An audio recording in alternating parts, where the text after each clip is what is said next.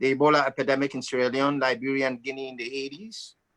And number two, my current efforts in partnering with the Sierra Leone diaspora in the United States, along with our friends and partners combating the spread of the coronavirus epidemic in my country, the Republic of Sierra Leone. Let me start by saying where credit is due. The Ebola epidemic, sadly, as we saw it, started by the outbreak starting from 3 countries, Liberia, Sierra Leone, and of course, Guinea. So as an activist, I saw at the time I really woke up to wake up the world with my colleagues that over several thousand people had died in our country. And everything we saw were the media, the continuous media fury about what was happening, but yet we didn't see any action. So seeing that my people were dying, I approached 2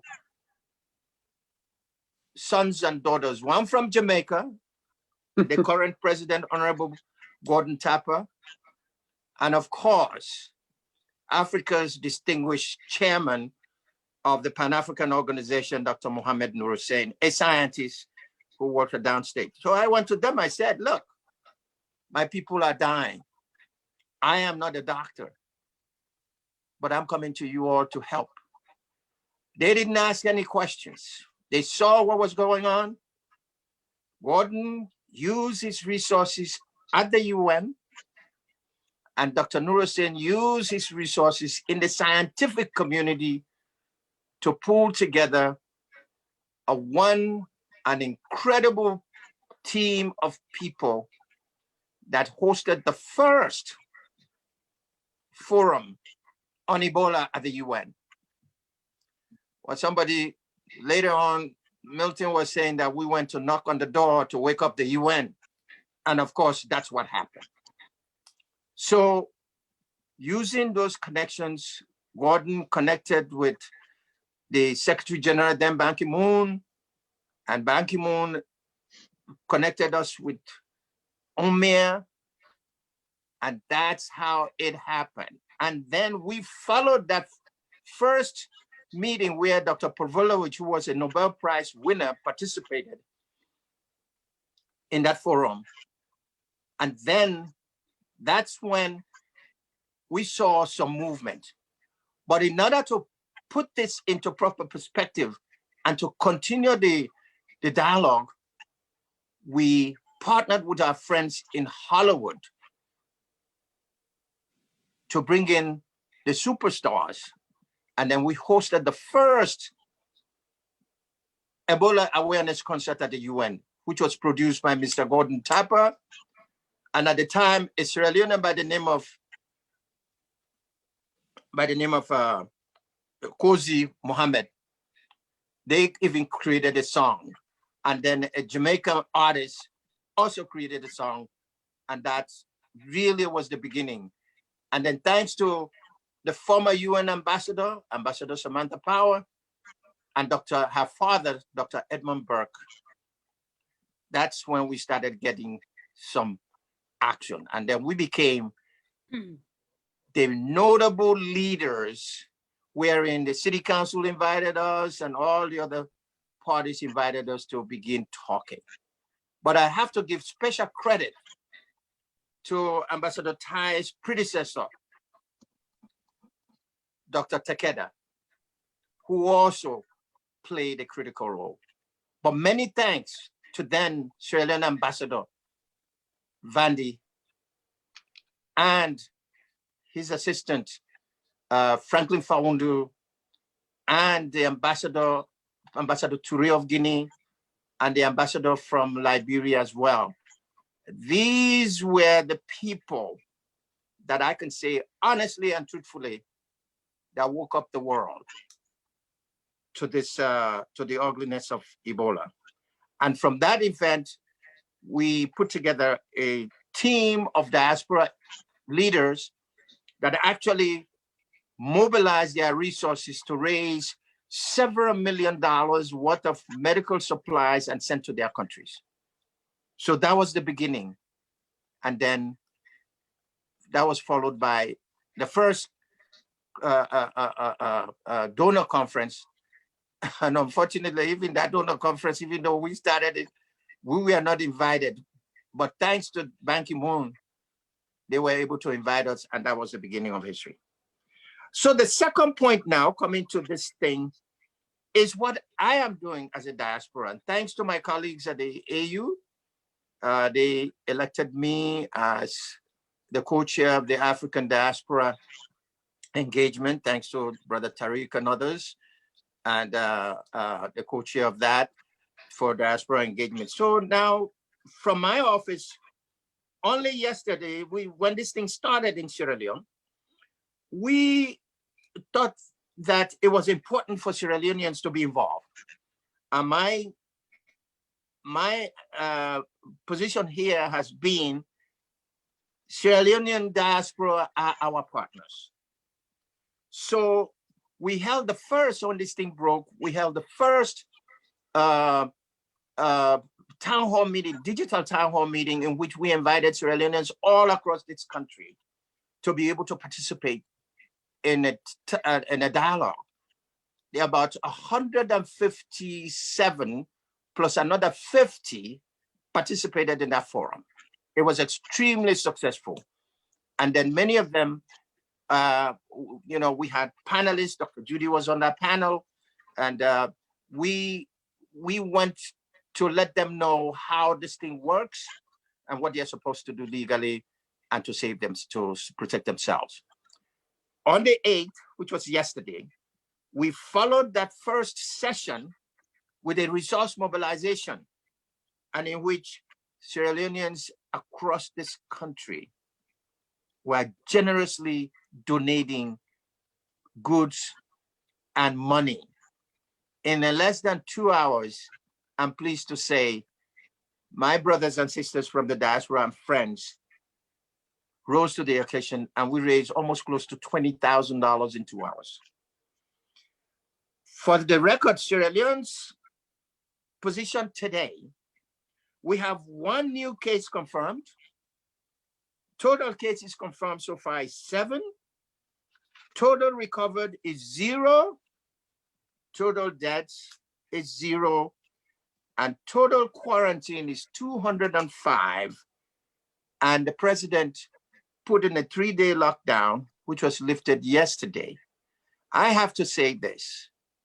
There is no way the president could do it alone, or any head of state of any country could do it alone, or any ambassador in this country could do it alone.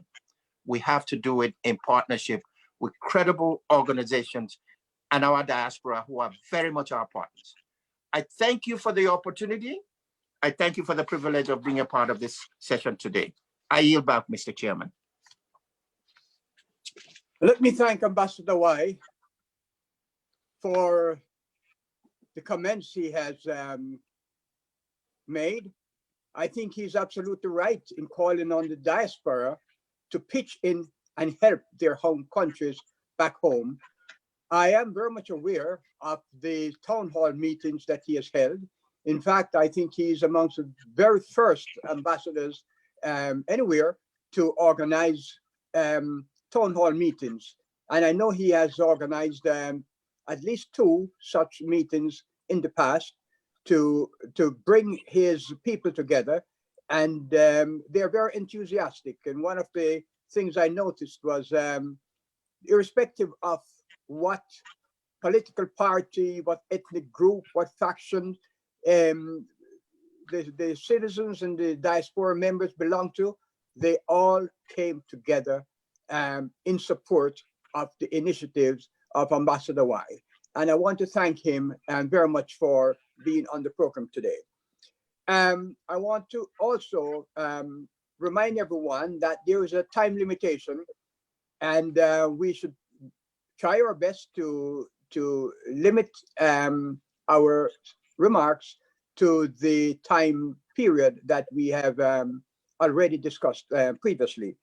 And with that, I would now like to call on the next speaker, who is the Ambassador of Ethiopia to the United Nations, Ambassador Tai Atske Selassie Amde. As I said, he's a permanent representative of Ethiopia to the United Nations. He served previously as ambassador to Egypt, and prior to that, he occupied 2 senior posts in the Ministry of Foreign Affairs. He was State Minister of Political Affairs. He was Director General for the American Affairs, and he was previously Consul General in Los Angeles and Counselor at the Embassy in Stockholm, Sweden, and in Washington, D.C. Let me welcome Ambassador Tai. Ambassador Tai. Well, good morning, everyone. Can you hear me?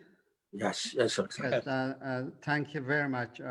First of all, I would like to thank the United African Congress and the International Association of Applied Psychology for organizing this timely, important webinar. I'll also like to thank Ambassador Tariq, Ambassador Y, and Judy, Katz, and Milton, Dr. Stephen, and Kedist, and all of you, all protocols observed. Thank you for joining us. I also want to thank particularly and recognize with appreciation the leadership of Mr. Gordon Tapper and Dr. Mohammed Nur Hussein, as well as all groups and individuals who are mobilizing the vast African diaspora to tackle COVID-19 in our respective countries. Let me also express our deepest sympathies for our neighbors here in the tri-state area and all of your family and friends who are affected by this devastating pandemic. It didn't spare anyone. Even many diplomats in the United Nations, including ambassadors, are affected by this pandemic. So it doesn't spare anyone. Having said that, let's put some perspective into it. The spirit of the coronavirus is testing our increasingly interconnected world. We witnessed in some context, very surprisingly, every country and organization, big and small, is being tremendously challenged. It has laid bare our shared vulnerabilities, how weak we are. It is so vividly and clearly exposed. We believe that winning the war against this deadly virus requires an all of society approach and an even deeper international cooperation with a more responsible spirit of solidarity. It turns out that we also have to learn and adapt not only how we interact with each other, but also how we work, as meetings like this one moving to online. As rightly noted in the concept note, the impact of COVID is going to be even more pronounced in Africa. The pandemic risks reversing the hard-won development and economic gains. There are significant signs already. The UN projects Africa GDP growth for 2020 will fall to 1.8%, far below the minimum 8% needed for the continent to meet SDG by 2030. Clearly, for our continent, the impact is much more immediate and extremely worrisome, even with the extraordinary measures being taken on the ground. As we all know, most African countries source essential medicine, medical supplies, and equipment from abroad. Therefore, extended global lockdown means pharmacies will run out of medicine, hospitals and health workers will run out of critical PPE, masks, gowns, ventilators, and other support devices. And as overwhelmed physicians prioritize COVID-19 patients, many people will die due to lack of medicine and hospital beds or adequate treatment. Already in most of our countries, access to basic health service remain the exception rather than the norm. A large majority of our population still lack access to clean water, making preventive measures such as hand washing an unaffordable luxury in many of our countries. Our communal lifestyle doesn't lend itself to the physical distancing recommended by WHO. We're trying to learn through the hard way because we are a community that by far prefer to live together and warm with each other. States lack the capacity to offer unemployment benefits to a large number of workers, much less providing subsidies for the vast unemployed youth and for daily laborers. In short, my friends, I hate to be an alarmist here, but we must fully recognize the weight of the challenges we face if this pandemic and the resulting global lockdown extended 4 months. So far, more than 10,000 COVID cases and over 500 deaths have been reported in 52 African countries. The African Union and the Africa CDC are coordinating the continental response, including mobilizing resources for the African Union COVID-19 Response Fund. In this connection, the government of Ethiopia have partnered with the Jack Ma Foundation to mobilize and distribute much needed diagnostic tests, masks, and PPE items to the AU member states. We have distributed to 40 African countries much needed PPE supplies using the Ethiopian Airlines. At home, the government Ethiopia has established a National Resource Mobilization Committee, and the committee has thus far collected millions of dollars in donation from the general public, from business and diaspora communities. Referring to the diaspora community, as Ambassador earlier mentioned, the Ethiopian diaspora here is raising an enormous amount of money for the fight against COVID.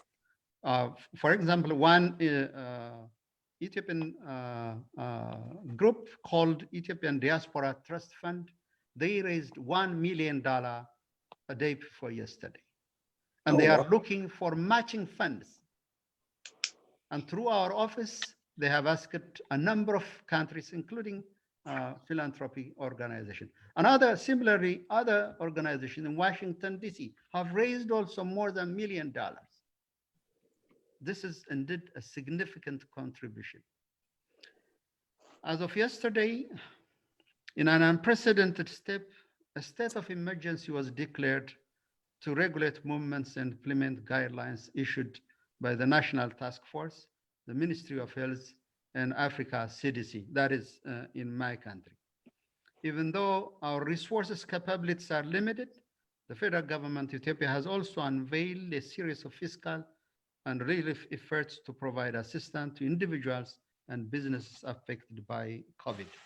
To conclude, the challenges we face are enormous. It calls for coming together and strengthening cooperation and partnership. Africa and people of African descent must unite and speak with one voice. There is a good reason to do that. Even looking at the statistics here in the tri-state area, it's really disturbing in many ways when we look at the demographic structure of morbidity and death. Let me end by reiterating a message we sent to the Security Council during the fight against Ebola. When we were Security Council member in 2018, we came up with a presidential statement and resolution in solidarity on the fight against Ebola. That's something that we are also expecting from the Security Council to do it right away. There is this fine line difference between international peace and security and human security. What purpose international security serves if it doesn't serve the existence of humanity at the end of the day?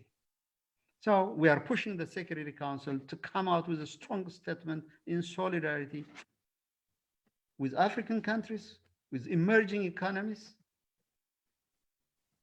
so that we can move in a concerted way. It is a race against time to save lives and protect hard-won development gains. Our children's future depends on the action we take today. No one is safe until everyone is safe. As much as the international community is doing its best, we are convinced that we shall not lose lives, but above all, we shall not lose hope. Sadly, some in developing countries are hell-bent in targeting our multilateral institution like the World Health Organization, undermining its effectiveness. Particularly, what we hear from Washington, D.C. is really disturbing. They are factoring in an invincible enemy such as COVID into local politics. This is completely unacceptable. Thank you very much. Thank you for your attention. I sincerely appreciate it. Thank you, Ambassador Tai. You certainly given us a good overview of what is taking place in Ethiopia. I know myself and many people wondered how it is that Ethiopia has been so successful in keeping the numbers down, even after having open air communications with different countries. It is a testament to the hard work of the government and the people. And I'm also wanting to congratulate you because I'm pretty sure that you have been a part of of mobilizing the diaspora community to make this contribution to fighting the coronavirus in Ethiopia. Congratulations and thank you for your comments. Now, we should have had the Minister of Health and Wellness from Jamaica, Minister Christopher Tufton, but he's not on at the moment. I believe he is in a meeting, and we're hoping that we will have him at some time during the webinar. But we're going to move directly now to the Chargé d'Affaires of the African Union, Mr. Tariq Ben Youssef. Mr. Tariq Ben Youssef is from Tunisia. He's currently, as I said, the Chargé d'Affaires of the African Union Mission in Washington, D.C. He's very well respected in the diplomatic community. He joined the AU in 2012 as a senior political officer, and previously he served as deputy director at the Ministry of Foreign Affairs in Tunisia, in charge of multilateral economic cooperation. In speaking with Mr. Youssef over the last few days and hearing the way he's spoken of by his peers in Washington, I must say it has impressed me immensely by his love for the continent, his belief in a strong and a stronger AU, and his desire to tell the world of its accomplishments and where it plans to go. Mr. Chargé d'Affaires, please Thank take you. it. Thank you, Mr. Tapper, for your kind introduction. Your Excellencies, my brother, Ambassador Tai and Ambassador Siddiq, thank you for your service and leadership for defending, promoting Africa in your various capacities and roles. To Mr. Gordon Tapper, the President of the United African Congress, and to my brother, Dr. Mohammed, and through you to all the partners and organizations who have made this webinar today possible. Thank you. This is a timely webinar. And I want to frame the issue from a continental perspective and the key role that the African Union has been playing the recent months. But as an introduction, I would like to underscore that COVID-19 pandemics is the most serious health emergency in generations.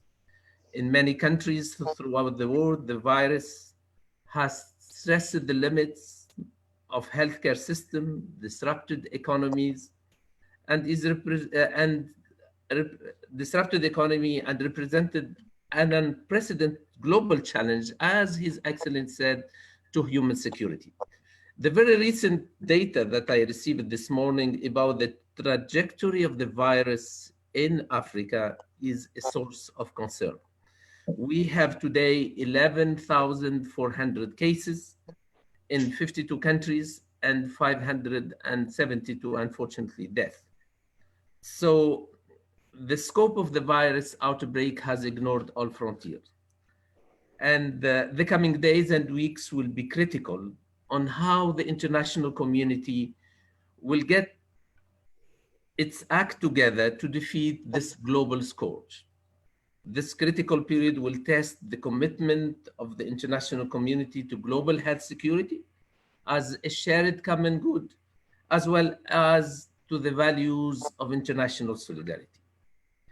The pandemic needs to be eradicated globally, and it is paramount that we move away from using a uniquely state-centric approach, a fragmented approach, to adopt a coordinated, sustained, and robust multilateral strategy. And I speak today in the presence of His Excellency Ambassador Tai. So it's my honor to amplify and reinforce this message. So, as it has been said, the continental and regional approaches are essential for Africa through a common and coordinated response, speaking with one voice on Africa's priorities and challenges. The African Union has, over the past weeks, been very active in promoting, defending African priorities and placing health and human security at the core of its agenda. And I want just to reflect and to echo a recent article that I just read recently on how the African Union today is an eloquent example of internationalism.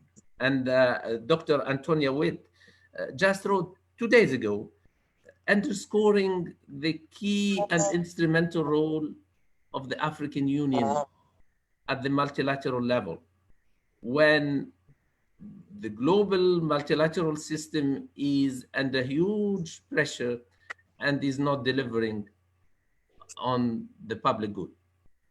So I quote, although Corona is a global health threat, immediate reaction to contain its spread have mainly followed a logic of national sovereignty, threatening many of the hard-won achievements. In this situation, the African Union is a rare case of internationalism. It has played an important role in providing coordination, expertise, technical support to its member states, engaging in advocacy and mobilizing resources.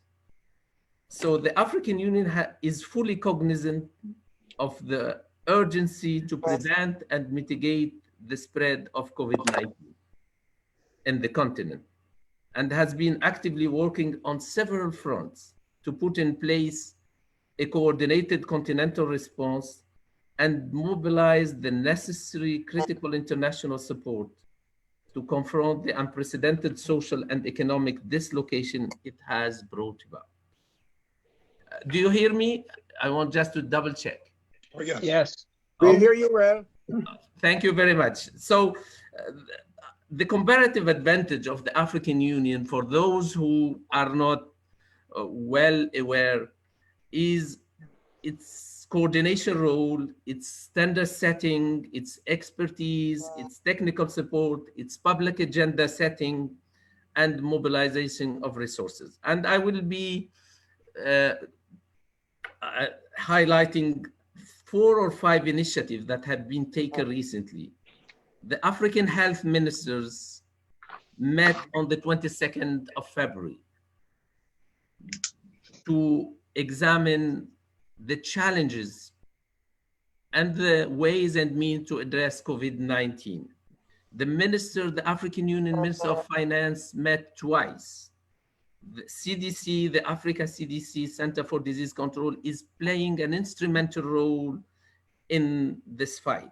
And recently, the current chairperson of the Union, of the African Union, His Excellency, the President of South Africa, Cyril Ramaphosa, convened 2 teleconferences of the Bureau of the Assembly to address these issues. And I will provide the main highlights of these meetings, if you allow me.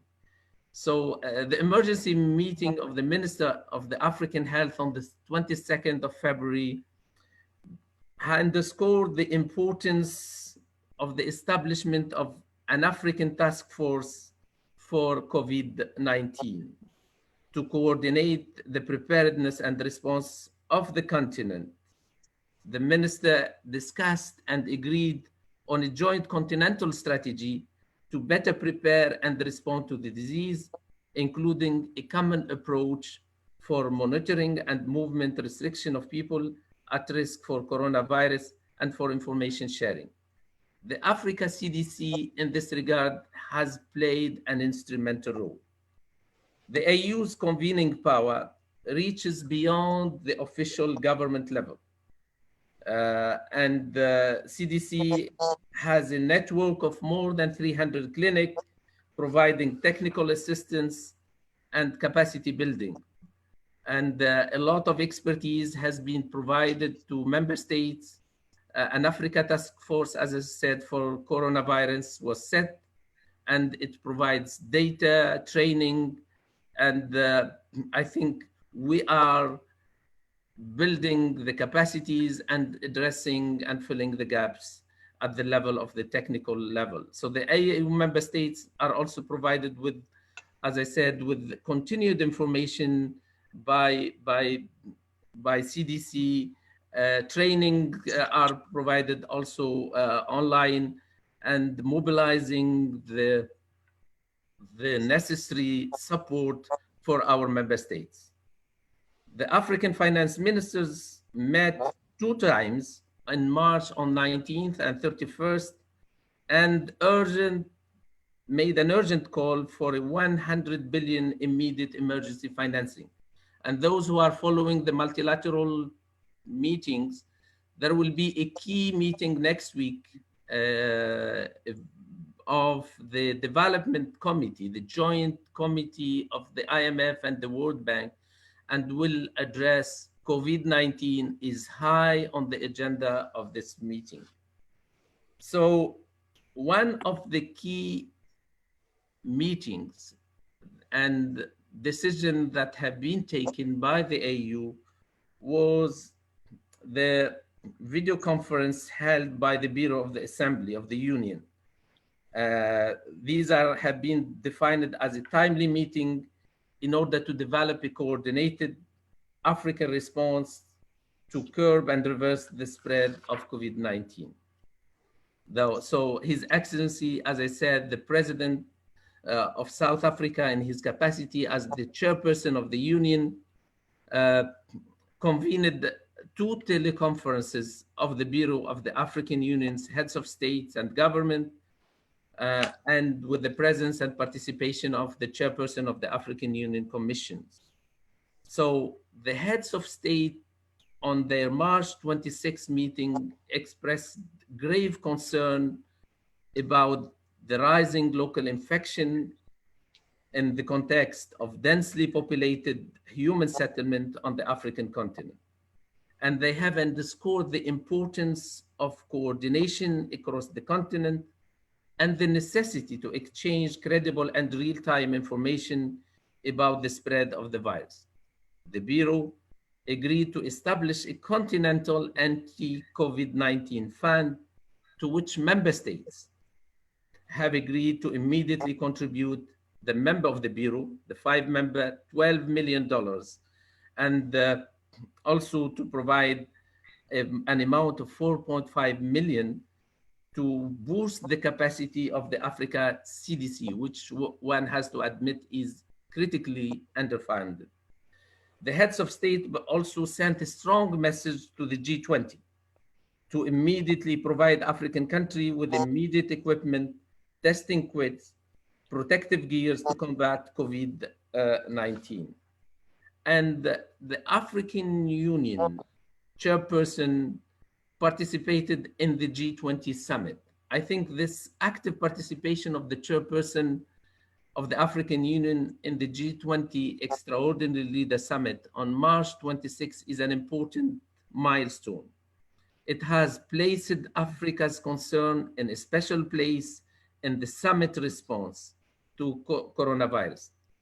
Africa high-level participation was an excellent opportunity to underscore the serious risk posed to the continent and the urgent need for a large-scale, extraordinary, robust international financial and development support to confront the pandemic.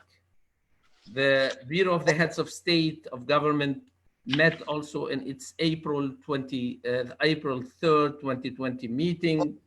And I want to underscore the strong message conveyed by the chairperson of the union, particularly commending the able and steward leadership and exemplary leadership of the Director General of the World Health Organization, Dr. Tedros, in leading the global response to the pandemic. The same message was reiterated by the chairperson yesterday. So there is an urgent need for mobilizing the international community. It has been done by the chairperson of the African Union,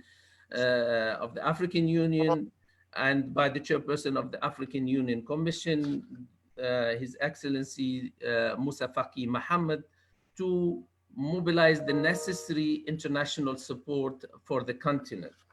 And I want to conclude by sending one or two messages that the international community should seize this moment to send a strong message of unity and solidarity and international cooperations, and to assert the central role of the United Nations system, including the key role of the World Health Organization under the able leadership of its Director General, Dr. Tedros Adhanom. Our success against this pandemic will only be realized through global solidarity. And I would add that a safe, a secure, and stable and prosperous Africa is a globally shared strategic interest, not only by Africans ourselves, but the whole international community. I thank you. Thank you very much. Thank you very much, Ambassador Tarek. Very informative. You have told us quite a lot about what the African Union is doing. I'm delighted to know that they had participated in the G20 meetings. And I quite agree that Africa cannot do it alone. Africa needs the help of G20, G8, the diaspora, and all of the international organizations to pull together.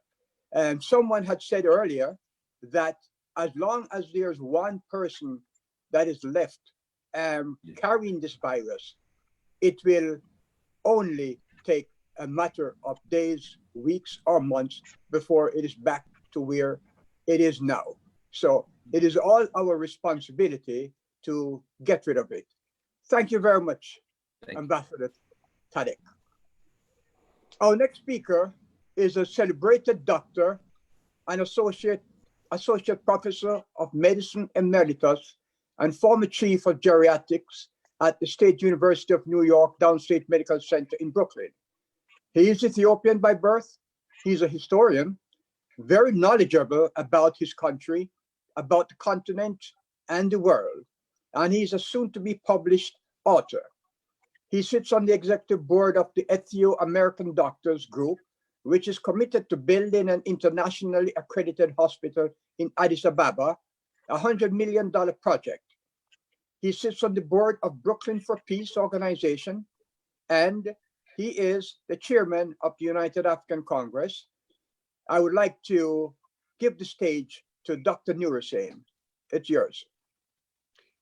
Thank you, Gordon. And I'd like to thank the previous speakers, the ambassador, His Excellency Ambassador Y and His Excellency Ambassador Taye, and also His Excellency Ben Youssef, shedding light on the efforts that are being made in Africa. Particularly happy that emphasis was made on unified continental approach to the problem right now, because that's the thing that the United African Congress has been advocating for a long time. I'm not going to talk about the COVID-19 as a medical doctor, but in terms of simply how to mobilize resources for this to meet the challenge. Sorry. 1 second. Have we lost you? Yeah, Oh. well, bear with me. We can hear you. Bear with me. So I'm trying to get the slides to work.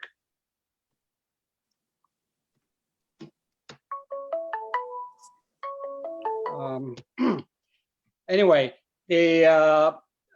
my talk would be primarily on the experience that United African Congress had during the Ebola epidemic, but most of that has been covered brilliantly by Ambassador Y. So I'm not going to be talking about that too much. However, one second. I will be talking about the role of the diaspora, perhaps touch on the cultural competency in the times of epidemics like this, because it's very crucial in delivering the kind of medical service that the community needs. Also, maybe touch on the global response that's required. There are 7 species of the coronavirus family. 4 of them have been known for a long time. They usually cause common cold, flu-like illness. It was in 2002 that the first virulent kind of coronavirus was discovered, the cause of severe acute respiratory syndrome. And then 10 years later, the Middle East respiratory syndrome was another one that caused also quite a number of deaths. But COVID-19, the latest of the coronavirus family, is the deadliest of them all. Up to now, 90,000 deaths have been worldwide so far. Just to give you an idea, within the brief period of 2 weeks, March 8 to March 22, the number of countries rose from 8 to over 41 in that little period. Right now, as you heard from the charge d'affaires, there are 52 countries involved that have been affected. COVID-19, as of yesterday, has caused close to 11,000 deaths, and rather cases, and 536 deaths. This was covered earlier by Ambassador Y in regard to the Ebola epidemic that affected the 3 countries in West Africa, Guinea, Liberia, and Sierra Leone. I just want to emphasize that the Ebola epidemic at the time arrived in those countries who already had a very high disease burden, causing high mortalities in many of the diseases, most of them food and waterborne and vector-borne diseases, as you can see here, and also the chronic diseases that claim the lives of so many thousands of people every year. The awareness-raising conference that we held, that was alluded to by Ambassador Y earlier,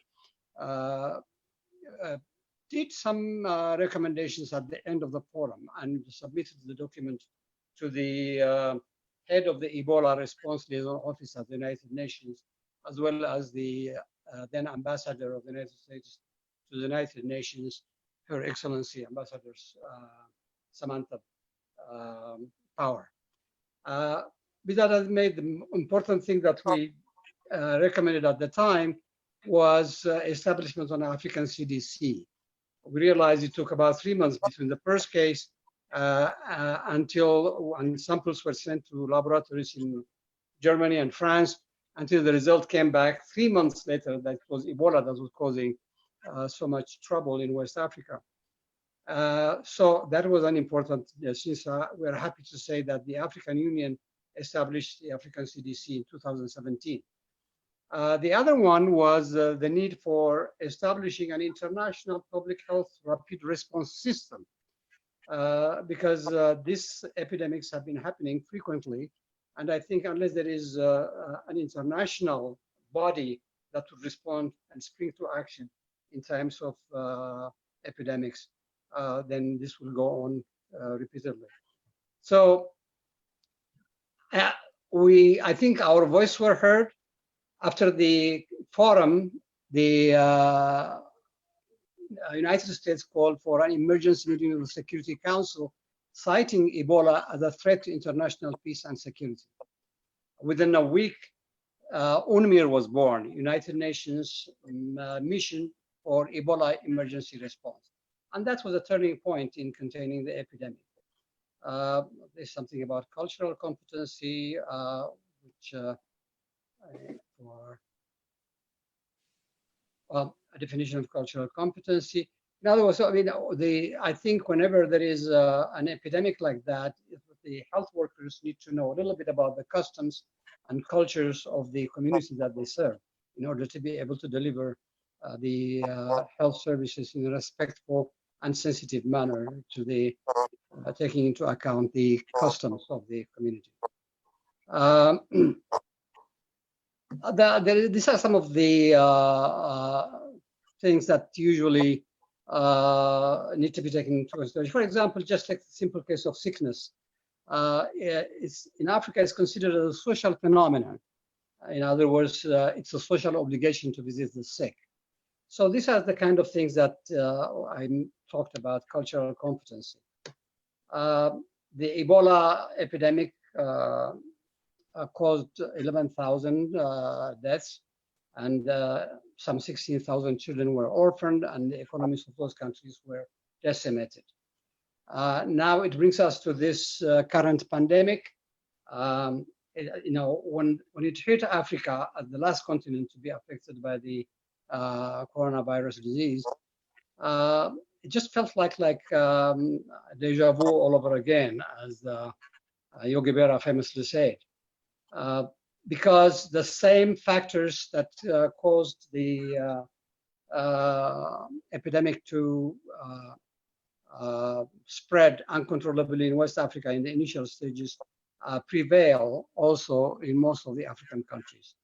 Basically, the weak health systems and heavy disease burden, similar to what we saw in West Africa, in addition to the overcrowding in cities, and also cultural norms that run counter to the recommendations of, for example, physical distancing and so on and so forth. And many of the countries in Africa rank very low on the Global Health Security Index, which in a way can be a measure of preparedness in situations like this.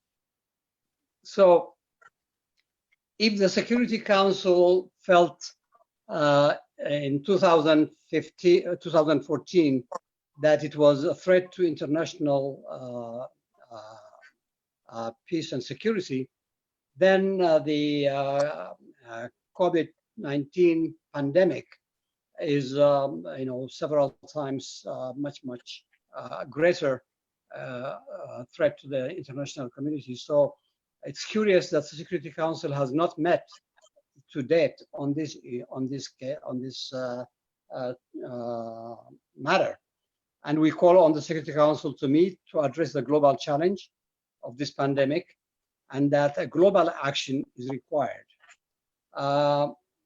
UNMIR turned the tide of the Ebola, and we think that United Nations COVID-19 emergency response system needs to be established to coordinate the activities of all the countries and that are affected, particularly in Africa, mobilizing the global effort, especially providing the badly needed testing kits and masks and PPE will be needed.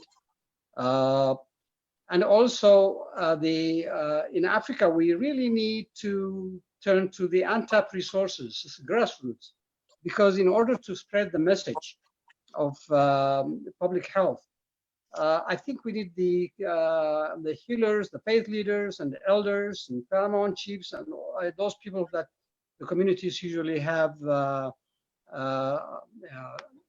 usually trust to spread the message of public health measures that we advocate. That's run contrary to the cultural norms of many of the African countries.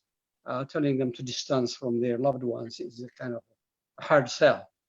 Another tapped resource is the African diaspora, as both Ambassador Taye and Ambassador Y indicated. There is a lot of movement in the diaspora to try to mobilize resources and raise funds. I will give you an example of the Ethio-American Doctors Group alone has raised about $100,000 to provide personal protective equipment to the health workers in Ethiopia. And Ambassador Taye indicated there are several, civil society groups that are mobilizing and raising funds. So, in other words, there is a need for international solidarity.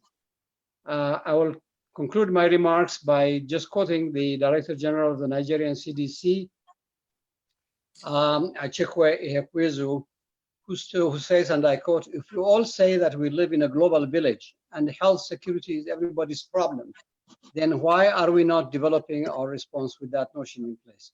I think that our whole thinking about health security has to change. The concept of every country trying to look only within its own borders is completely mind-bogglingly a waste of everybody's time. We can't agree more. Thank you very much. Thank you, Dr. Nurzain. There are certainly similarities between the fight against Ebola and the fight against the coronavirus, in that people need to keep their distance from infected persons. But I think we can agree that coronavirus takes it to a completely different level. Yes, I do support your suggestion that the United Nations Security Council should meet on this topic, like it did for Ebola, and establish an overarching organizing body to bring everyone together, like UNMIR, as you mentioned. I think it is very important. It's also very important that the African CDC be properly funded, and have its reach into all of Africa, the way the United States CDC is responsible for all of the states of the United States. So thank you very much. The next speaker I will introduce is Dr. Judy Kuryansky. She's a world-renowned psychologist. She's the main representative of the NGO, the International Association of Applied Psychology at the United Nations. She's a professor in the Department of Clinical Psychology at Columbia University's Teachers College.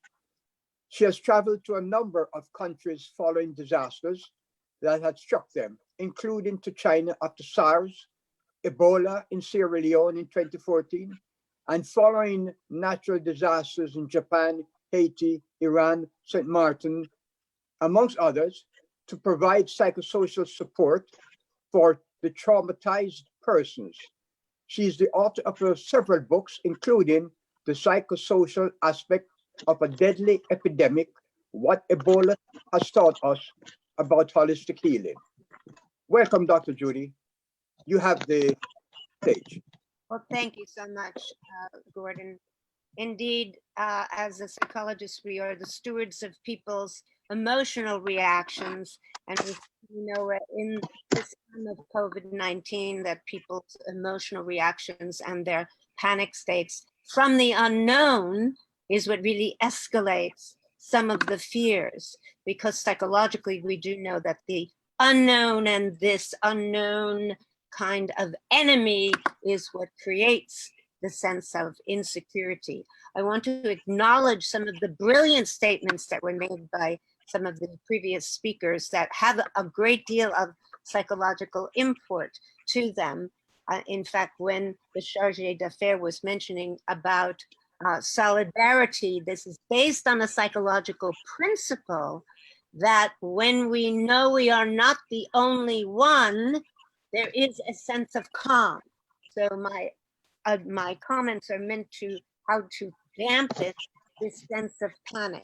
And psychologically, we know that when we suffer by ourselves, that we can really let that get out of hand. But when we know we are one and united, that's something. Also, when we know that there are others, leaders, important leaders that we have heard now, who are paying attention to the World Bank and the IMF and money and supplying the financial resources. And we know that our leaders are doing something that is extremely important as well.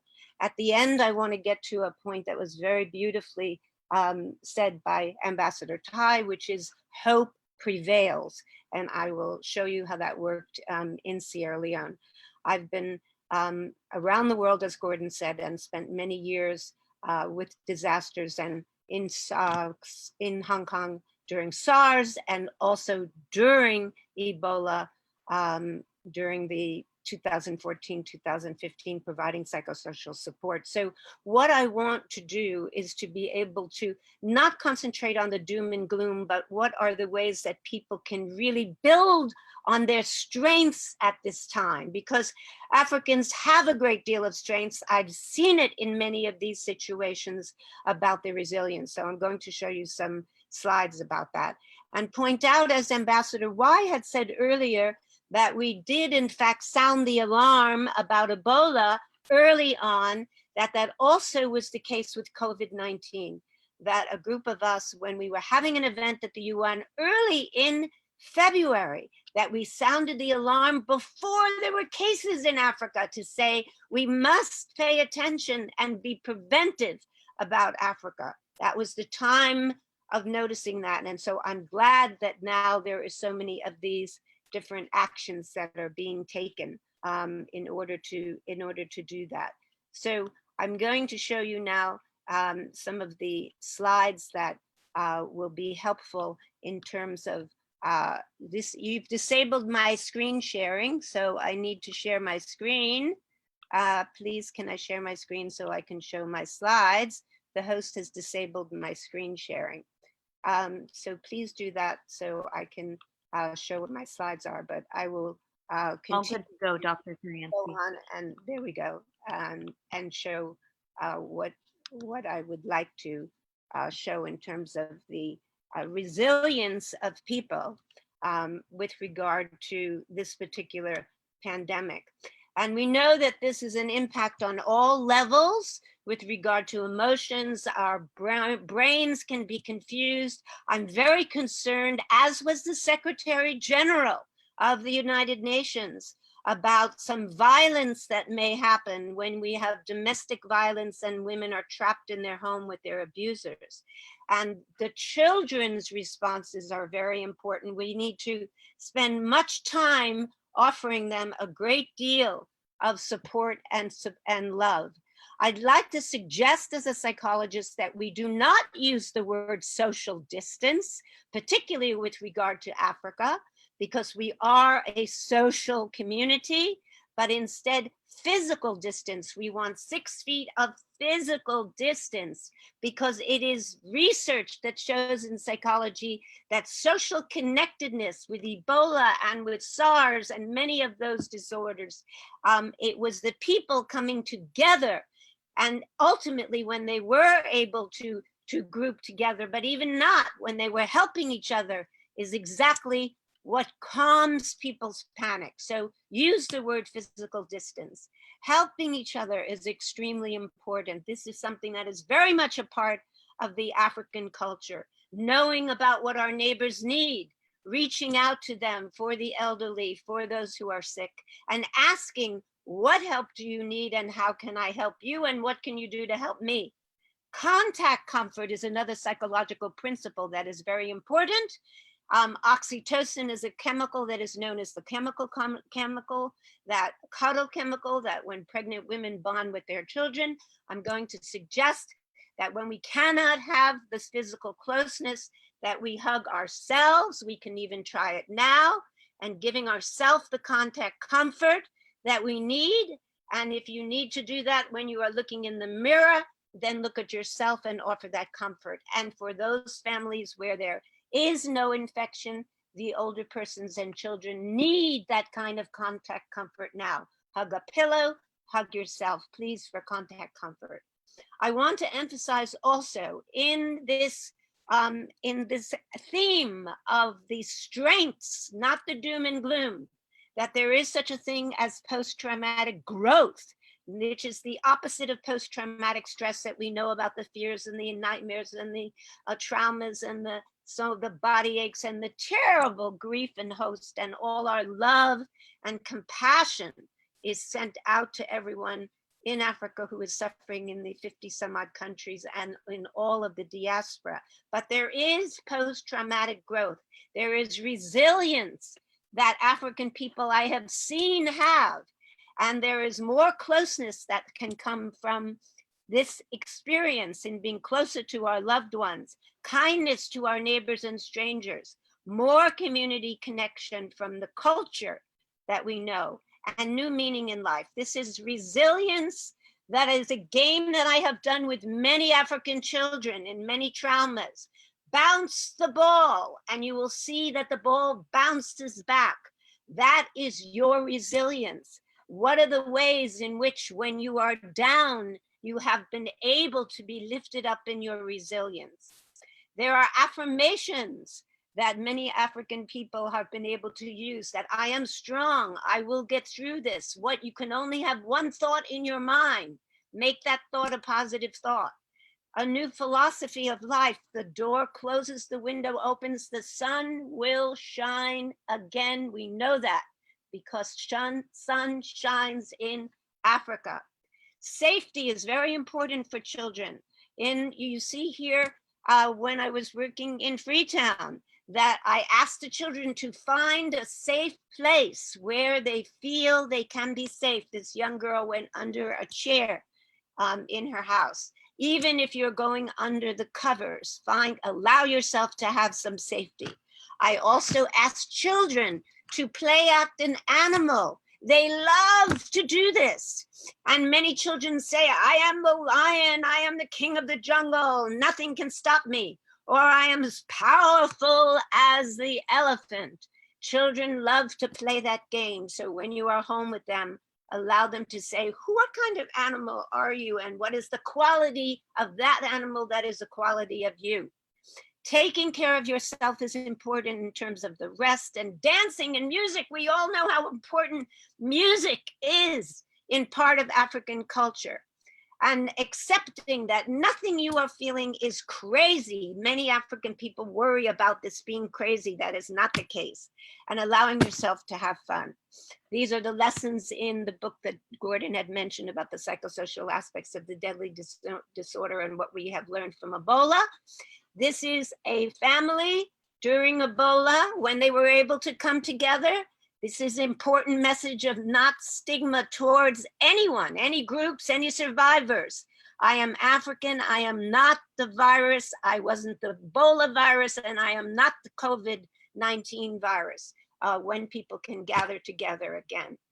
And I am going to end with that wonderful message from Ambassador Tai when he said, we must not lose lives, but we also must not lose hope. And so the importance of this is that you will see people gathering together. I want you to know this is from Ebola. And so This is presaging. This is a future statement. When we can get past this, when we can get back together, when we can end up dancing and singing together and touching. So when you watch these pictures from the time of Ebola and the hope, think about how this is coming for our future and for the time when we can get back together and get back on a good track. And so here is the song about hope is alive, and it is a message for our future.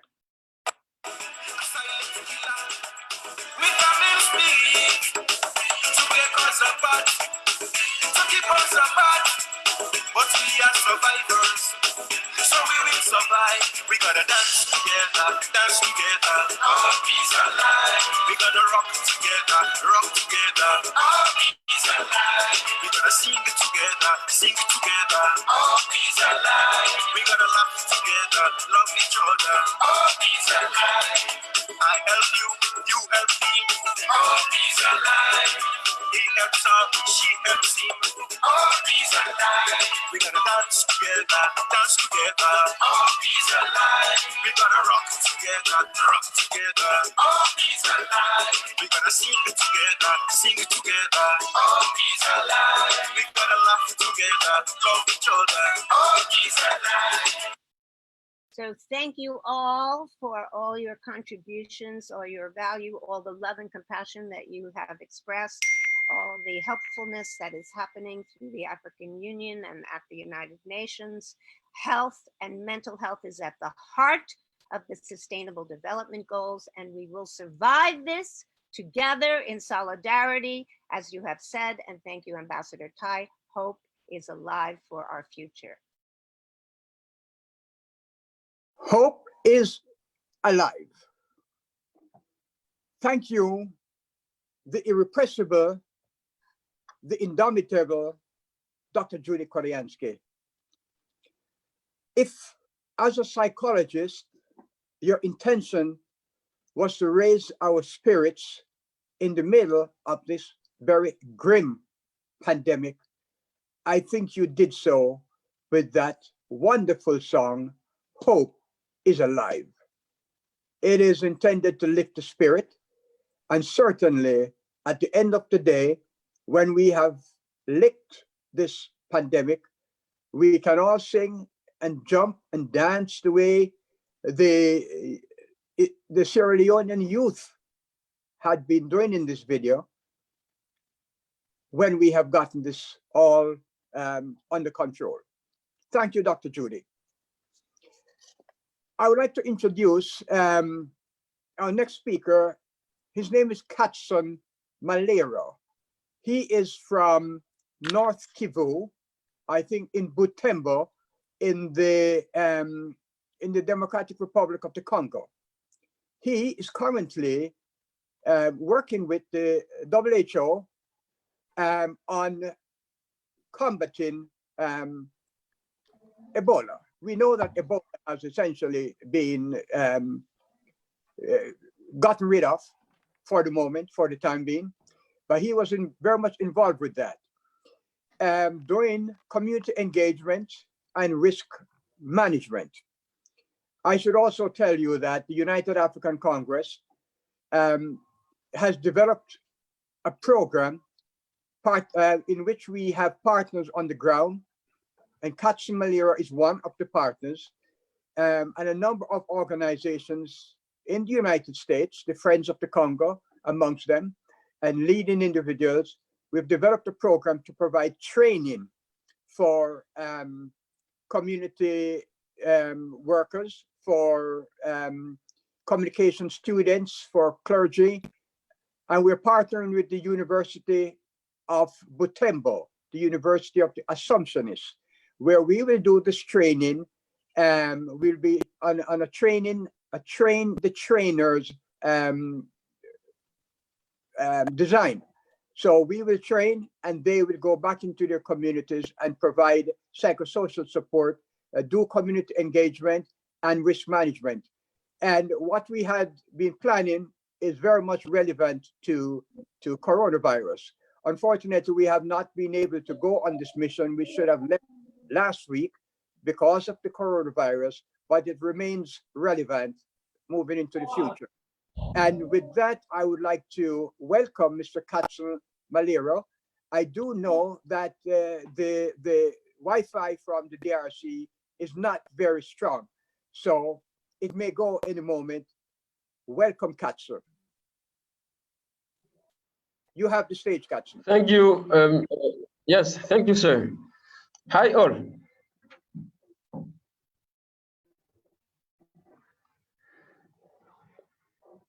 Can you hear to me? Yes, we hear you. Go on. Okay, thank you. I first apologize for my bad English, but I think that I'll try to do something. I'm happy to participate in this very important exchange. My intervention is centered on three aspects. First, a very, very brief presentation of the situation in the DRC, the aspects or determinants of comparison between COVID-19 and Ebola, socio-cultural, political, and economic aspects. This is the reality lived with the communities in the response to Ebola, and which can also be applied to the COVID. The last point will concern aspects to capitalize on and the lessons learned. Let me tell you that on April the 12th, 2020, will be the day of the official declaration of the end of the Ebola virus disease epidemic in DRC. This 10th Ebola epidemic will have, in almost 2 years, 3,453 confirmed cases, 2,273 deaths, and 1,169 winners. That is to say, sick people cured or people who survived.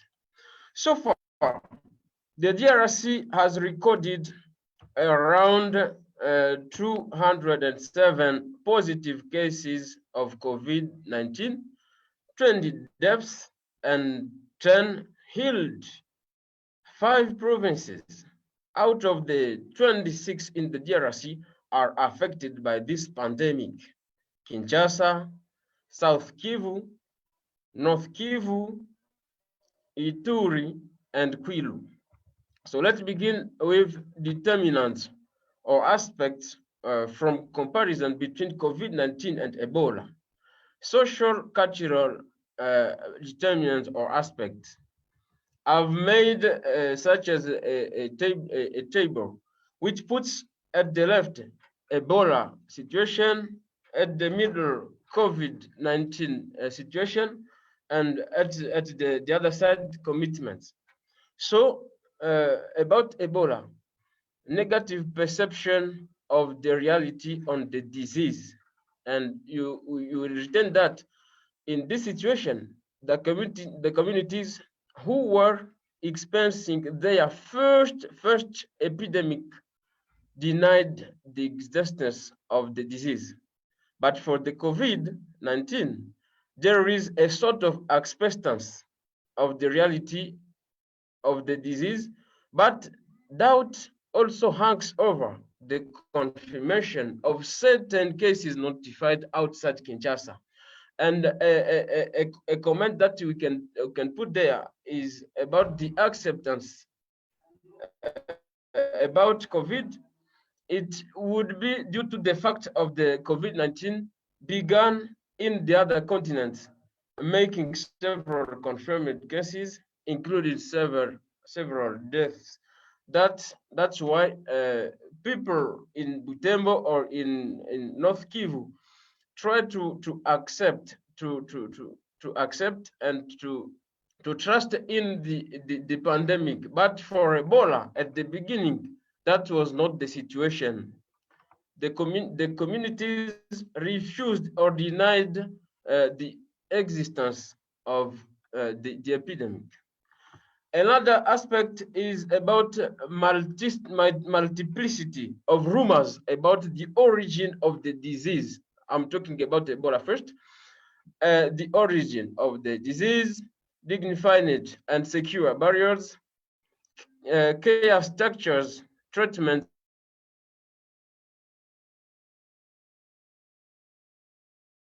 and other. But for that, right now, rumors are not yet documented in large numbers, but they are in line with the traditional treatment that could cure corona. That it's according to the community, but not more rumors have been documented.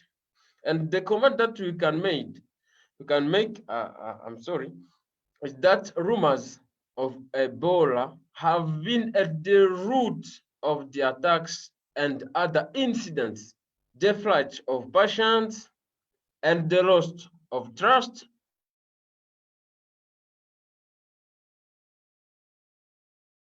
in healthcare workers. Social or cultural plan is about, if I can talk about Ebola, is about the perfect control of risk factors, patient transport, flight of patients, delayed before medical treatment, population mobility, technical information about, for example, contact case, suspect case, positive case. But about the COVID, we can note that technical information not yet well understood by the community and by the nursing staff. It means that there is a need to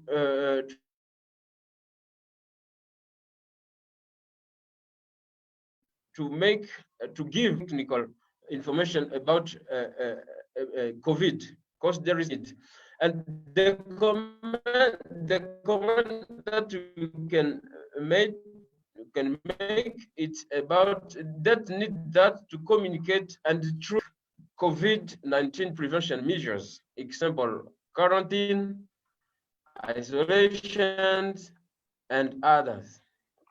Another social cultural aspect is about the support that it's about Ebola, the support of religious and traditional leaders in the mobilization of the population. That aspect helped so much the response teams in their work. But right now, what we can note about COVID, it's about the involvement of religious and traditional leaders in the fight against COVID, and especially in the implementation of the measures as a strong signal of for the community.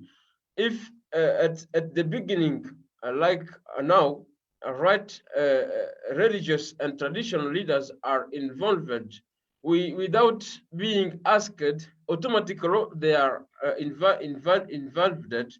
It means that there is a way for people to note that this is a strong signal for preventing the disease. About political aspects, as this is a comparison, about Ebola, there was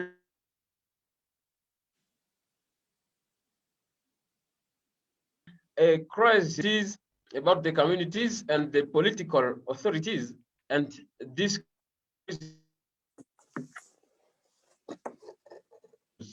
precarious security context for area. It means that the population, the communities have suffered so much. That's why there was a sort of crisis of trust between the communities of the political. But with the all-out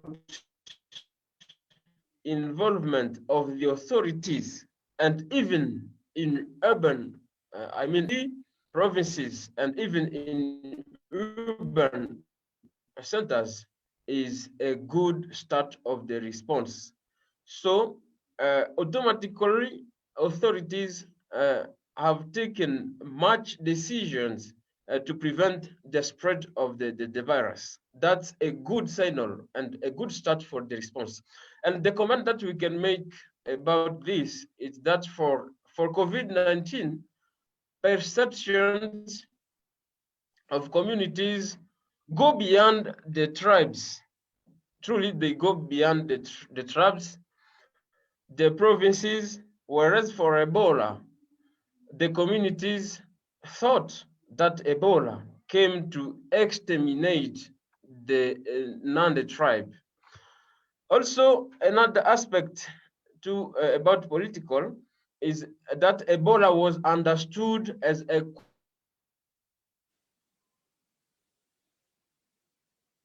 of only the east,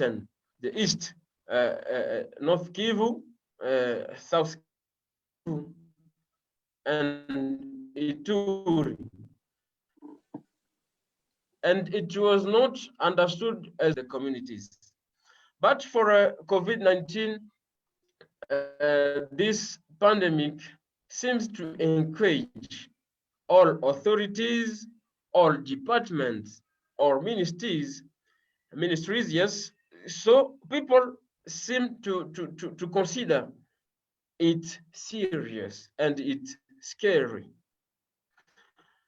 Political actors about Ebola have refrained at the beginning. They really refrained from mobilizing fight to fight. I mean, against Ebola, and it was due to electoral issues incompatible with communication on Ebola. And you'll remind that at that moment, the country was preparing the election. So about COVID-19, all trends are mobilized, and that's the truth. All trends are mobilized in raising awareness and calling for the appropriation of prevention measures. So that is another difference. So about economic determinants or aspects, we will return that about Ebola. There was a great problematic, a great question about the Ebola business issue.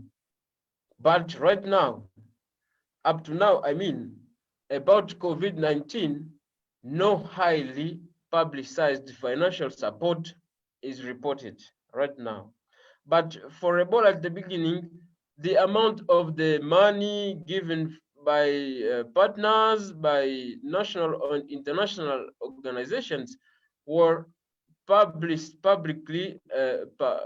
published, and that the community has concluded that there was a great amount of money, so that they were there for the Ebola business issue. But about COVID-19, the community is convinced that each country will have to take care of its It's before that we're counting on partners. difficulties. Please. It seems we're having some technical difficulties, Katsun. You keep cutting in and out. So maybe we will have to move on. Are you hearing? Hello? Okay, thank you. Okay. Yeah. All right. I want to thank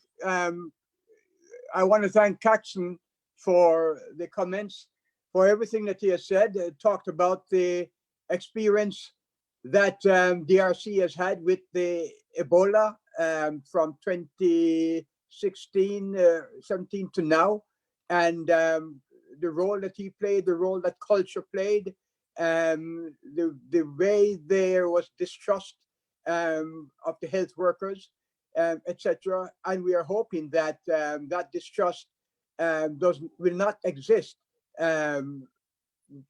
throughout the continent as we tackle this very serious coronavirus pandemic.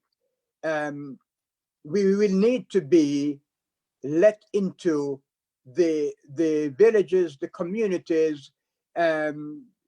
We can't be repelled, or you cannot have the view that they are only here to make money, or they're here to oppress or to hurt. The international community needs to be there to help everyone. And the people of DRC, the people of all the various countries in Africa need to pull together. And I want to thank you very much, Katsu, for your comments, for what you have contributed to today's webinar. And with that, I want to introduce one other person now, Dr. Tamar Sledze. She's from Georgia, and I don't mean Atlanta, Georgia.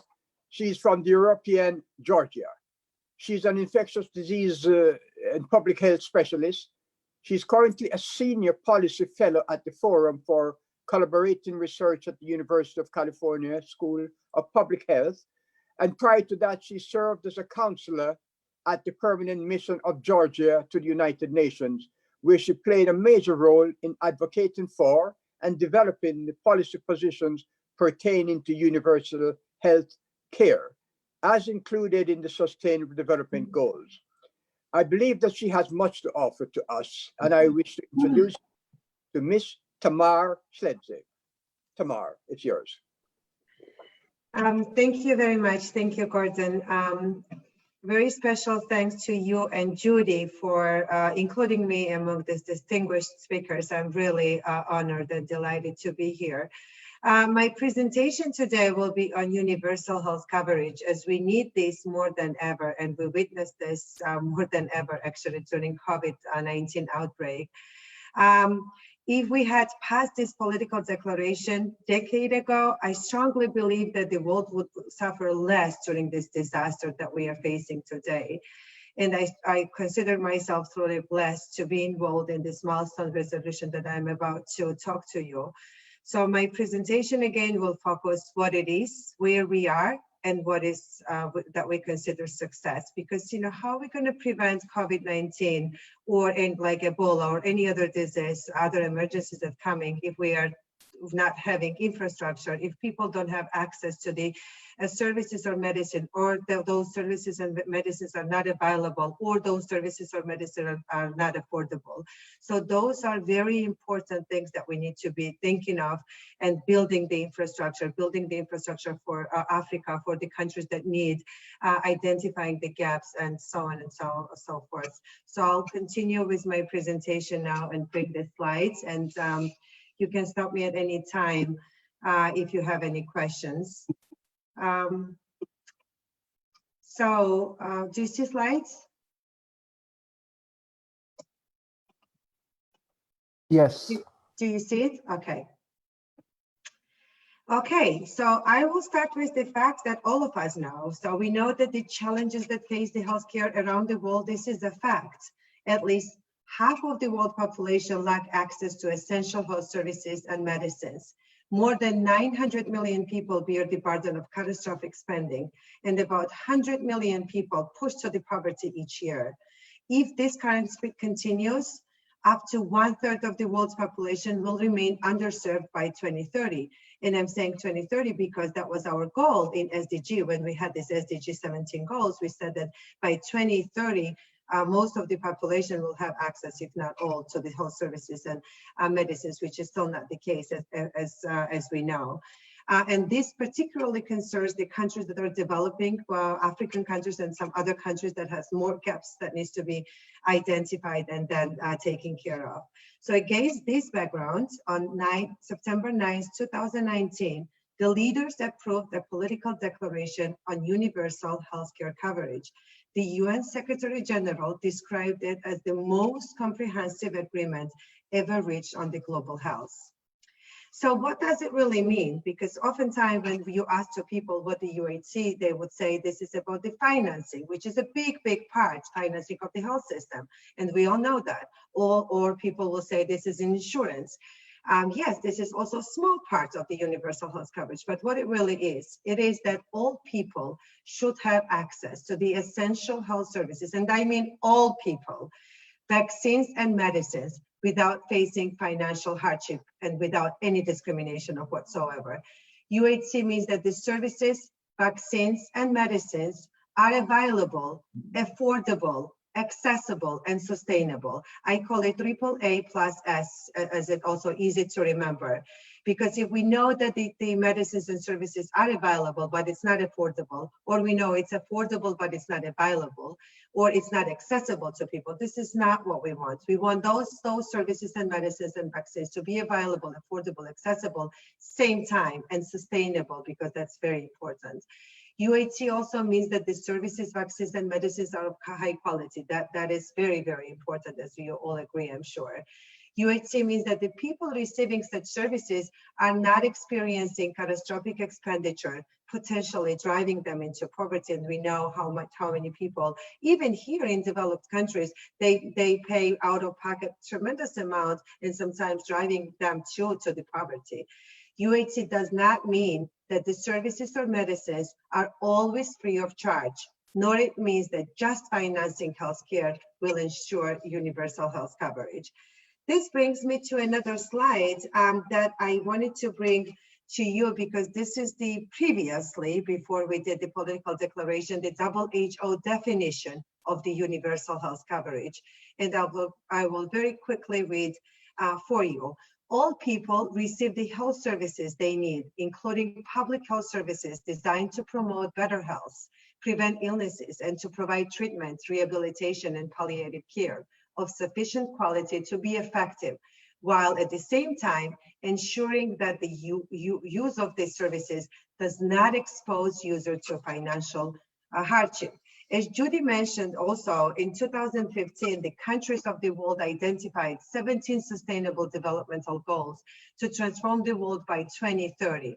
Among them was SDG 3, which is related to health and ensures healthy lives and promotes well-being for all at all ages.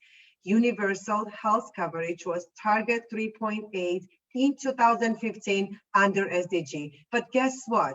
Yet in 2019, Global Monitoring Report on UHC reported less than satisfactory progress.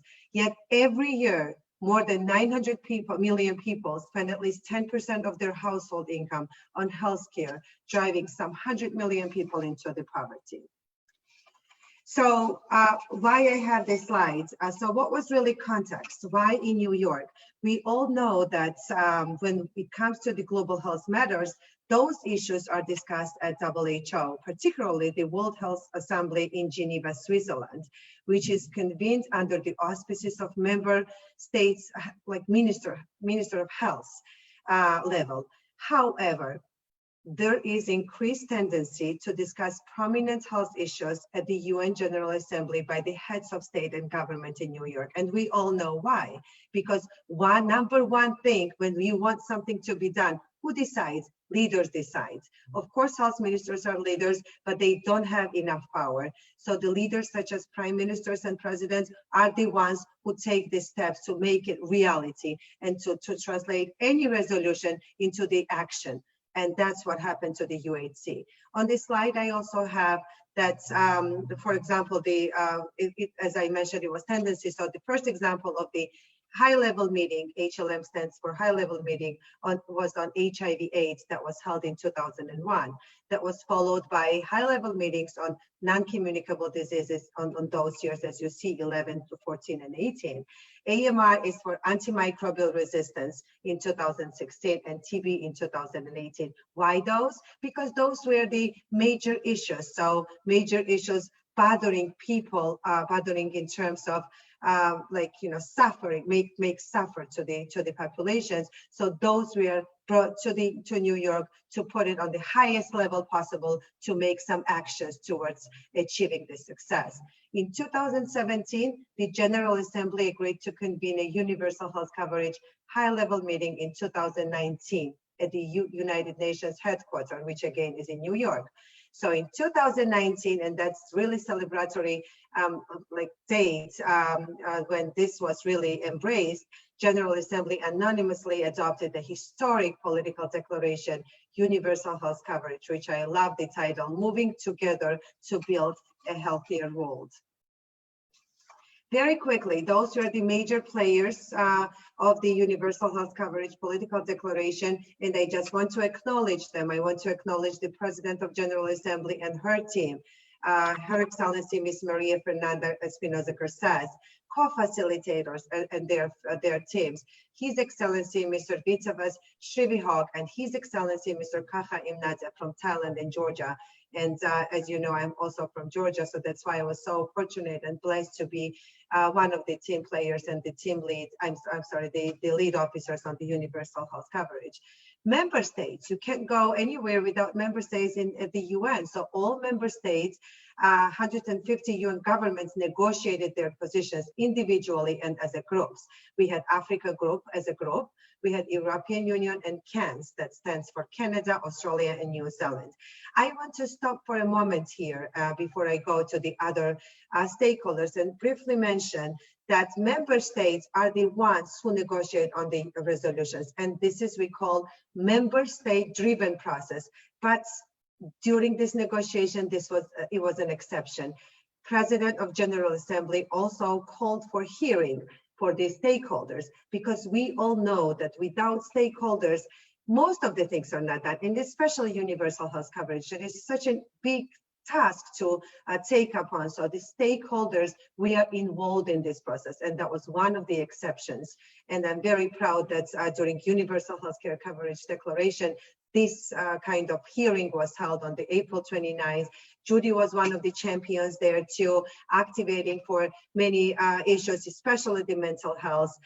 So we are very glad that stakeholders like Judy, as a civil society representatives, we are there and we heard the voices, and we are translating that into the resolution as well. Other stakeholders, World Health Organization, that I want to acknowledge and thank, because they worked with us very closely side by side. They also provided us the elements paper initially that we based our zero draft, and zero draft is called the very, very first declaration that we developed before we put it in front of the member states and started to negotiate on all of the important elements of the declaration. The last two are the UHC 2030 and Group of Friends of UHC. The UHC 2030, this is an international partnership, multi-stakeholder platform that was instrumental because they gave us, and I'll show you momentarily, 6 key asks that we based our declaration around. So we developed our declaration around those 6 key asks. And the Group of Friends that was chaired by Japan, they were doing for us events. We were inviting, they were inviting the experts from WHO, from the stakeholders that I just mentioned, so we could have additional information and additional support for our political declaration. Those are the 6 key asks that was presented to us by UHC 2030, very important key asks that was very helpful for us to develop the declaration. The first one is ensure political leadership beyond health. Leave no one behind, extremely important. We want political declaration that covers all without any discrimination. Regulate and legislate, uphold quality of care, invest more, invest better, move together. And the 7th key ask, this is something that I mentioned, the stakeholder hearing that was held by President of General Assembly on April 29th.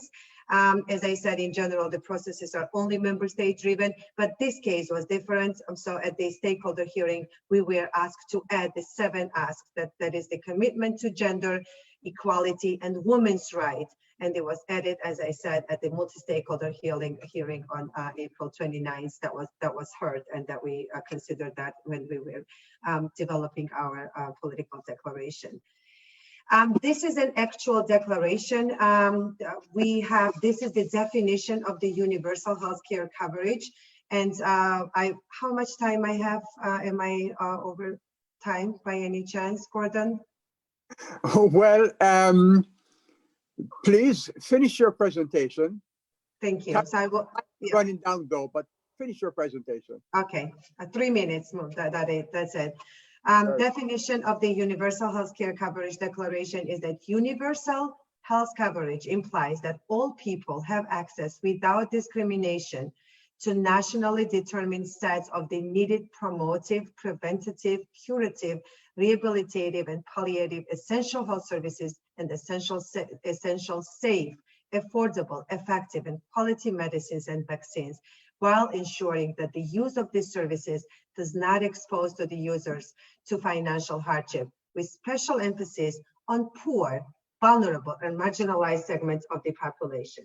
The declaration itself is only 11 pages long, and very briefly, I tell you why I am stressing this, because this declaration was meant for the leaders. We wanted to have ambitious document. We wanted the document that could be easily read, user-friendly, in other words, so the leaders can take it home, go to the ground, call the stakeholders on the ground, and ask them to translate this into the action. So we included most relevant points, if not all relevant. We could not actually all, because it could be within pages and pages that would be put on the shelf like other maybe many resolutions, unfortunately. So we wanted this to be ambitious document. We wanted this document to be a real tool and real gun, I would say, to act upon and to make it a reality.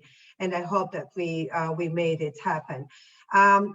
We made the declaration itself happen. So of course we have global targets as well as the national targets into the resolution. 24, 42, 60, very, very important targets. The 24 reads that we should progressively cover at least 1 billion additional people by 2030, and all people with essential services, medicines, and vaccines by 2030. We also need to reverse the trend of catastrophic out-of-pocket health expenditure and eliminate impoverishment due to health expenses. If you read 42, you see how much we can do with this. Expand services and strengthening health system and mobilizing resources will do additional, that will require additional 3.9 trillion USD dollars, will prevent 97 million premature deaths and add 3.1 to 8.4 years of life expectancy in low and middle income countries. I'll just also mention the national targets. We only included 1 additional percent GDP expenditure. Initially, we were ambitious and we wanted 5%, but realizing that it would maybe too much of a target for many countries, or discouragement for some countries that spends even more than 5%. For example, United States spent 70% on the health, but it does not mean that they have UHC or everyone has access. And it's even worse for the developing countries. For some countries are doing under 5% and they're doing perfectly well. For African countries, for example, we are talking about under 1% even. So for them to reach 5%, it was like, way beyond possible. So we have additional 1% GDP or more wherever is visible. We also have global follow-up and accountability included in the declaration, so we can track the progress. Since I'm short in time, I will switch, go faster. And I think this is something that we are all need now, what we really consider as success. Again, I started my speech also with the strong political leadership backed up by action. Paradigm shift versus incremental advancement. Leaders that went back after September 23rd, and they promised us that they will do this. When they would go back home, they would identify gaps, prioritize, make strategic plan, timetable, and act, because action is most important. Act to close those gaps. Because we keep talking about the diseases. We had Ebola, we saw how different, and we still have it. We had TB all over the world. We still have it. It's kind of a forgotten disease. It kills millions and millions of people. Now we have COVID. It will keep continuing. We need to be prepared. Our systems need to be prepared to receive the patients, to prevent the disease, etc., etc. So what we also need to do, we need to track progress to leave no one behind. Collaboration, ownership, credibility, productivity, accountability, all key words. We need to collaborate. I heard through the presentations today, stakeholders, we need global involvement, we need help globally and also nationally. So those are all very important and relevant. Leaders must ensure that the services, medicines, and vaccines are available. I'm repeating this again, affordable, accessible, and sustainable. AAA+S. Stakeholders, stakeholders, stakeholders everywhere, nationally and internationally, to do this. And I have this is my last slide. I have 4 messages from my own country, which is a middle income country, Georgia. Our first message is UHC is attainable even with limited resources. Our second message is that UHC success depends on strong, authentic political leadership backed by financial resource commitments from the leaders in the country and also help from outside.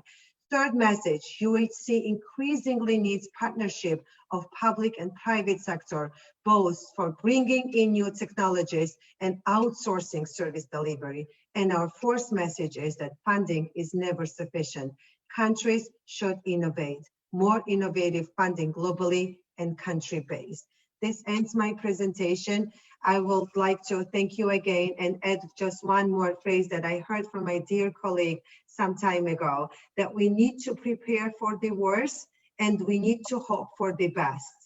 This is for the COVID-19, but preparation is the must, and to be hopeful, as Judy also shared with us, this wonderful song is absolutely critical. Thank you very much. Thank you very much. Thank you very much, Tamar. I'm pretty much blown away by your presentation. It's so thorough, so detailed, and your explanation about the meaning of universal health coverage care, inclusion in the Sustainable Development Goals, and what we are asking member states to implement by a reasonable timetable. I think that is wonderful. It is extremely important in order to level the playing field. And it came to me as this new phrase of flattening the curve is now with us and with us to stay. I would say UHC will help to flatten the curve between those that have and those that do not have. It will flatten the curve of disparity. And it's something that we should look forward to. I also wonder why it is that we don't have people like Tamar, who knows so much about public health and infectious diseases. Dr. Judy, noted psychologist. These are people who we need on the case, fighting this coronavirus. Thank you very much. Thank you. Thank you, Tamar. I also, at this point, I would like to acknowledge some of the guests who have joined us. The permanent representative of Eritrea, representative from Cyprus, representative from Japan have been with us, and from Kenya have joined us. And I want to thank them for, I don't know if they've stayed the entire course, and also the ambassador of Jamaica, Ambassador Rattray. He was with us. I don't know if he's on at this point. I should also say that I've received a call from the Minister of Health of Jamaica, Dr. Christopher Tufton. His office called to say that he had been trying to connect by telephone because he is traveling to another parish where he has been called away. And at this point, he's not any longer able to participate. He will, of course, send his written statement that he had prepared. which we will certainly put into the record, and in the video or the written record of this meeting, we will have that included as well. Our last speaker, but certainly not the least, my good friend, Mr. Milton Alimadi. He hails from Uganda, committed Pan-Africanist, a fearless journalist, totally unafraid of taking on anyone, speaking truth to power. He is the publisher of the Black Star News. He's an adjunct professor of African history at the John Jay College of the City University of New York. He hosts a weekly radio show focused on Africa and the diaspora on WBAI New York 99.5, and he's a frequent analyst on Voice of America, Straight Talk Africa, and he has appeared on the BBC, Al Jazeera, the South African Broadcasting Corporation, and he also covers the United Nations. Milton, the stage is yours. Thank you. Thank you so much, Conrad. First of all, I want to thank you, Ambassador Gordon Tapper. I want to thank Brother Dr. Nur Hussein Mohammed, and I want to thank the person who's handling the technical details, Kiddes, for this remarkable webinar. And as indicated, this is going to be the first of several webinars, because in a time like this, it's critical that our people have information. And this is one of the best ways to disseminate information. So once again, I cannot emphasize how thankful I am for you putting this event together. And I'm grateful for my participation as well. I thank all the previous speakers.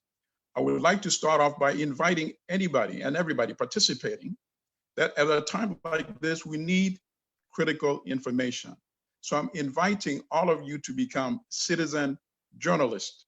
And what do I mean by this? If you have any knowledge of critical information about the challenges of dealing with coronavirus, please share this information with us. You're welcome to send me information to Black Star News. Go to the website, you'll see all our information about our contact. And my personal email I also provide. It's my first initial, M, and then my last name, Alimadi, @gmail.com. So please share any critical information that we will then in turn share on our website. So I'd like to start off first by saying, and this is a sincere hope, that this pandemic will change the global perception of Africa. Disease and diseases are not unique to Africa, because often Africa is miscast as the home of all diseases. I hope that will stop after this pandemic, because now we see that diseases that can engulf the entire world do not necessarily originate from Africa. Diseases such as this pandemic is paralyzing even powerful countries such as the United States. So my sincere hope is going forward, it will allow us to have a much more compassionate view, not only of Africa, but all of humanity, and the need for all of us to work collectively and not to ever again see Africa and Africans as the other. So I wanted to get that out of the way first. As has been noted by all of the speakers, the rate of infection in Africa remains very low relative to other parts of the world. I think the last figures I saw this morning was 11,000 cases and deaths, 562. I think it's gone up slightly, as one of the speakers indicated. And even with the 11,000 cases, these are confined relatively, even though almost pretty much every country is now affected, the cases are concentrated in terms of the infection in a number of countries. So you find that 5 countries account for 6,323 cases. That's about 57%. And these countries are South Africa with 1,845. And these are earlier figures, so it could have gone up by now. Algeria, 1,572. Egypt, 1,560. Morocco, 1,346. And Cameroon with 730. And as I suggested, these figures definitely have gone up by now. Okay, so even though the numbers of infection are relatively low in Africa, that does not mean that Africa will not suffer severe consequences. And in fact, when we speak about the economic impact, Africa may actually suffer the worst economic impact. So I'm going to devote the substantial part of my presentation talking about that. But before I get to that, I want to talk about some of the anecdotal coverage that I've been monitoring around African countries. I appreciate Dr. Judy introducing the important role of music in uplifting the spirits of people, because in fact, music right now is being used in a very powerful way in several African countries, where entertainers, artists are coming together and using their music to make music and music videos to disseminate information about this disease and about how people can take precautions to protect themselves. So young people are being very innovative and using music in a very constructive way. And young people are actually also using, because young people happen to be very good when it comes to computer skills. And I'm seeing in some countries such as DRC, Congo, where young people actually, without waiting for the government, took the initiative and started building websites where they could congregate and make information available about the levels of infection and what parts of the countries are being infected. So I commend the young people for doing that as well. I also have to point out other coverage of issues that are being seen. And one of it includes Africans that are stranded in highly infected regions or countries in the world. So Africans who are stranded in Europe, and they're urging their governments individually to come to their assistance. Obviously, it's difficult because people are not being able to travel right now. So even if you wanted to go back to your home country, you won't be able to do that right now. And then I'm reading about in China, where Africans have been complaining that they're facing discrimination. And in fact, I was watching on Ugandan TV where Ugandans in China were being interviewed and saying when they go to grocery stores, they're not allowed to go in. So now they're facing the challenge of how do we even buy groceries? When they try to get on buses to travel to the grocery stores, either the buses won't let them in, or when they get in, everybody else leaves the bus. So I hope this is an issue that's not random. I hope it's an isolated issue, but I hope that perhaps the African Union with its capabilities can also monitor some of this. And if there's any intervention necessary in terms of making a statement, perhaps that also needs to be considered.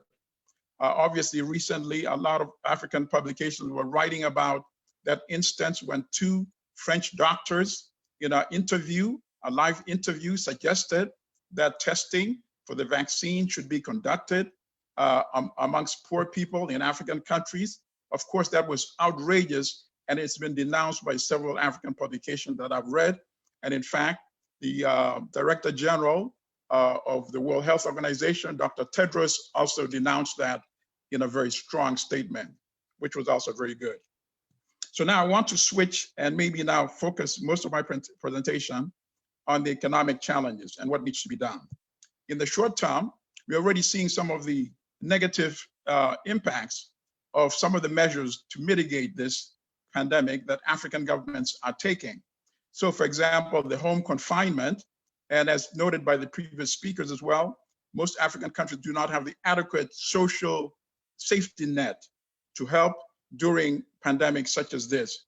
So people that are confined to their homes are now complaining about not having enough food to eat, even in cases where the governments are trying to distribute food to the marginalized communities. I read an article in the Monitor publication in Uganda, which spoke about families now saying they have to prioritize eating habits, so that some families are now eating only one meal a day. Obviously, this is something that is not sustainable in the long run. Now, I want to devote the focus on the economic impact, and many of the ambassadors spoke about that as well. I think Ambassador Youssef spoke about the upcoming meeting of the G20, the IMF, and the World Bank. I believe that virtual meetings are going to occur next week. And then today, a story came out in The Guardian. If you haven't read it, I suggest you go and read that article in The Guardian, the UK Guardian. and it says that the impact, 50% of all jobs may be lost in African countries, 50%. It said the impact of the pandemic may set back the fight to reduce poverty by 30 years, by 3 decades. And then it said what is needed to ameliorate the immediate condition is to make available a $2 trillion relief fund. And some of that may come in the form of $1 trillion in writing off the debt of developing countries and all African countries as well. And then another 1 trillion fund created to actually make money available to African countries. So just such as here in the United States, where the government is making direct financial transfers to American households, that something like that is also going to be needed in Africa, and that a fund should be created to make that possible in African countries. And those are some of the topics that are going to be considered at the meetings that are coming up next week of the G20, the IMF, and the World Bank. But I believe it was Ambassador Ataya who actually pointed out that something unfortunate is happening at the same time. Political considerations intervening and disrupting what is now needed to be a global effort to try to mitigate the challenges created by this pandemic.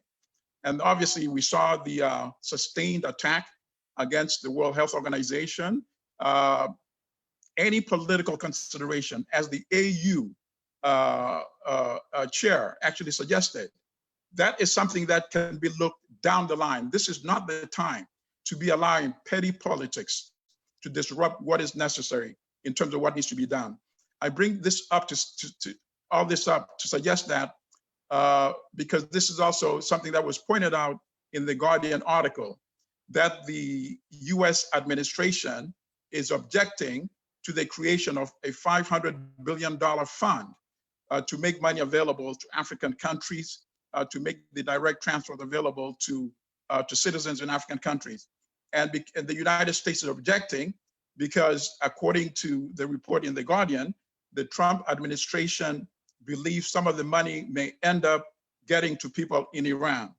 This is not the time to play petty politics. At a time like this, why would the administration not want funds to get to Iran or to countries that the United States may not agree with politically at a time like this, or even Venezuela, even Cuba, any other country that does not see eye to eye with the United States? This is not the time for petty politics, because as a previous speaker said, should there remain one infected person, everybody else ends up getting infected. So I hope perhaps there's a way for the AU and for African ambassadors to make that statement and make it clear to the United States. And we know sometimes it's very challenging when you're trying to deal with a power that is reluctant to accept relevant critical information. But I think the statement should still be made anyway. And then in terms of the longer term impacts, we see that the price of oil has collapsed, and many African countries rely on oil. It's been estimated that as much as $60 billion in revenue to African countries could be lost. Tourism industry has collapsed. There's going to be no foreign direct investment in African countries. And all of this explains why the job loss may end up being 50% in African countries. So this is the overview of what I wanted to capture in my presentation. It cannot be reemphasized enough, the importance of the need to work together collectively, whether in terms of the United Nations, whether in terms of the AU, and whether in terms of all the multilateral organizations in trying to contain this pandemic in African countries. And I close by once again inviting everybody who's participating in this webinar. I invite you to become a citizen journalist, share any information with us, and we will disseminate that information through our website and our publication. Thank you for this opportunity. Thank you, comrade. Thank you. Your statement give one time to think, cause to think of so many different things. And so many gems you have thrown out to be picked up and carried forward. Thank you. Thank you very much. Talking about up to 40% or 40% of the jobs being lost, etc. 50, right. 50%. It may very well be the opportunity for Africa to take possession of its raw material. It may be the time to own its diamonds and its gold and its silver and its cocoa and all of those things now. And if you are able to put that multi-trillion-dollar package together to save Africa now, then you can be a part of it. If not, we want to see Africa now taking possession of their resources. Very well put. Very well put, brother. I think this pandemic, after this pandemic, the world should not emerge as the same. It cannot be business as usual. We must all learn, and perhaps this could be a paradigm shift in how we recreate the world for the benefit of all humanity. I agree with you very well. Well, ladies and gentlemen, we have had a very interesting webinar. And as previous speakers have said, this is the first in a series of webinars that we will have on the coronavirus in Africa, but we will also talk about it in the Caribbean, in Latin America, and in other places, and how it affects the diaspora. We will look at it from the perspective of religious leaders, from the perspective of those people who are in the front line, but please expect that we will notify you of the timing of this. I also should take I neglected to acknowledge the presence of the ambassador, the permanent representative of Hungary, with us today, and I thank her for joining in. I will be doing a wrap up now. And before I do that, I am asking Kiddes if she would be so kind as to put everyone up on the screen, all of the participants up on the screen, if that is possible. So we all can see who the parties are. I want to thank Kiddes for her very hard work in making this possible. It will be a part of our record. And Madame, both students at the Columbia University Teachers College, who have been instrumental in taking us here. And I also now want to thank Stephanie Evans. She is the Director of Education at Harlem Hospital, and she served today as the rapporteur. And she has feverishly provided me with the wrap-up. And I would like to deliver that wrap-up now. Kiddes, could you put up all of the speakers on the screen?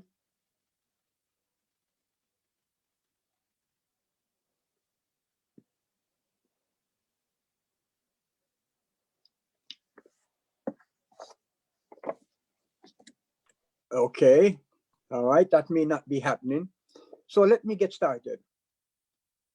Since its emergence in December 2019, the novel coronavirus has spread rampantly across the globe, overwhelming health systems and cratering the global economy. In the United States, where federal authorities have failed to perform widespread testing for the virus and have therefore been unable to implement the targeted quarantines of affected individuals that have allowed other countries to stem the virus with limited disruptions to everyday life, states and cities have been forced to rely on blanket restrictions of movements, including the closure of most schools and businesses.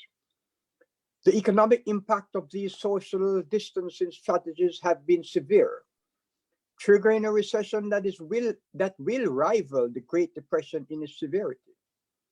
African nations are unlikely to enjoy this luxury of choice. In the affluent enclaves of white-collar professionals will be able to homeschool children and telecommute through this crisis, just as some professionals are doing in the United States. But a large percentage of Africans reside in places with limited access to plumbing or electricity. In those environments, social distancing may be effectively impossible. Some significant percentage of Africans live in environments in which obtaining access to clean water is a daily hurdle. And for those populations, even simple measures to prevent the spread of the virus, such as frequent hand washing, will be difficult and could even cause cholera. For Africa, work stoppages will pose an additional economic threat. Sheltering in place for long periods of time may not be possible. The answer will vary greatly across countries. Countries with good control of their border and the ability to control the epidemic will fare better. Countries in conflict and in remote rural villages are also likely to be hit hard by COVID-19. And while I'm there, I've noticed that today, Saudi Arabia responded to the call of the United Nations Secretary General and called a peace. Should I call it? I wouldn't want to call it peace, but a temporary 2-week lull in fighting. I hope that 2-week lull in fighting will materialize in and become something like a peace accord. Anyway, places where medical services, electricity, potable water sources, and internet connectivity are most lacking could be impacted more. The toll in the crowded megacities and the refugees camps could be high. As in Europe, Africa's healthcare systems are expected to be rapidly overwhelmed. Many African nations do not have the domestic capability to manufacture respirators, medicines, or medicinal supplies, and may need to rely on humanitarian shipments from donor nations or the African diaspora. Their own economies have been gutted. Their hospitals may be overwhelmed and under-sourced, and whose borders may be closed to even humanitarian personnel. But Africa prospects are not unremittingly grim. Many nations have already fallen back on previous experiences containing the Ebola virus and have acted rapidly to institute temperature checks, to cancel international flights, to impose isolation measures on those who appear ill. The continent's demographics are another potential source of optimism. COVID-19, though virulently contagious, is a disease that often seems to affect populations with underlying diseases and perhaps an older population. A large percentage of Africa's population is under the age of 30. These measures may have helped some countries to delay the arrival of COVID-19. This is a call to act, to intervene, and to execute the measures we have learned from other infectious diseases to stem the tide of the epidemic in Africa. I want to thank you all, and I will give you a last opportunity to have a 30-second statement, each of the speakers. And Milton, you're on the screen. Perhaps you can do that. Well, Right. Can you hear me now? Yes. I think I really don't have too much to add, apart from saying this is a very valuable webinar. I look forward to the next ones. I hope that it brings people all over the world much more closer in seeing the need to work collectively to get past this pandemic. And I hope that cooperation lasts beyond this pandemic going forward. Thank you. Thank you, Milton. Anyone else, any of our panelists would like to comment? Ambassador Y, are you still here? Yes, I'm still here. Please, you may wish to give us a 30-second wrap. Okay.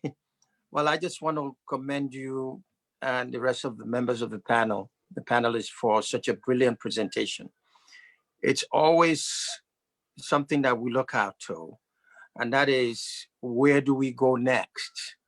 And I hope that some of the policy recommendations that were made, particularly in the area of the holistic approach, bringing African solidarity, speaking with one voice, and also the same message to go resonate among our diaspora constituencies, not only Africans, but Africans in the diaspora, to really work together to understanding that nobody could do this alone.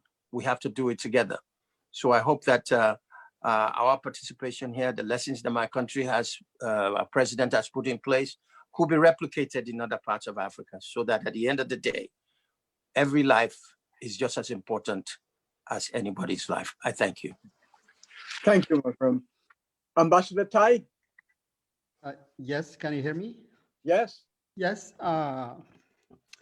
Whatever this COVID-19 has taught us is that we have to work together, and it is time for international solidarity, a time that requires new leadership and new stewardship and probably new thinking. Yes.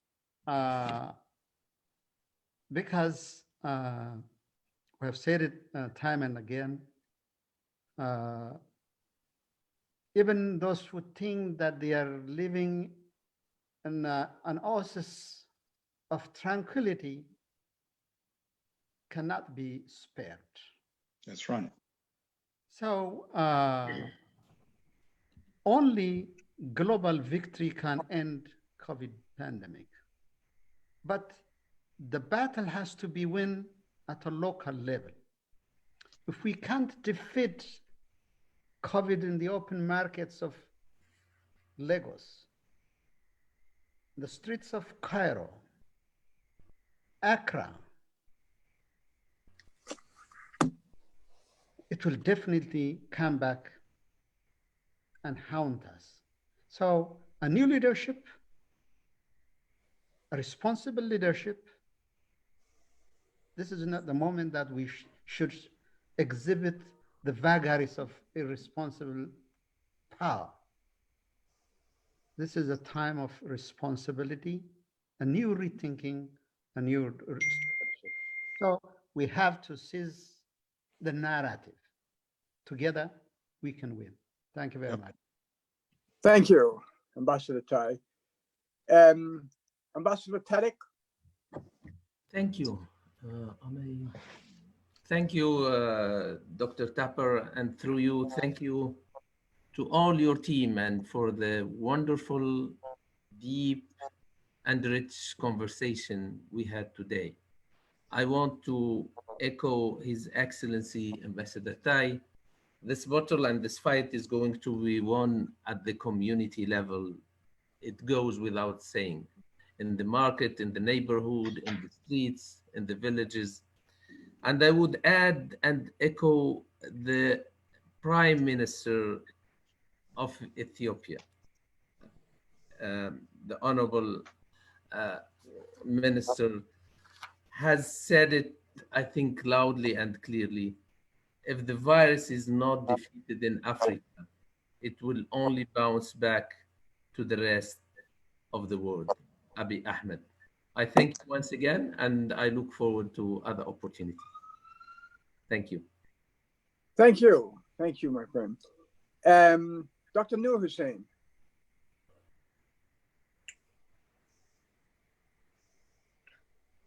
Dr. Noor Hussein. Okay, I'm going to go to Dr. Judy Kurdiansky. Yes, well, there's wonderful statements that have been made by everyone here that I echo so much from their hearts as well as their minds, because this is the opportunity, I think, of a very terrible, terrible scourge and disaster, the opportunity to finally have the world come together. Those of us who have been at the United Nations for many years have heard this message many times over. There have been many debates.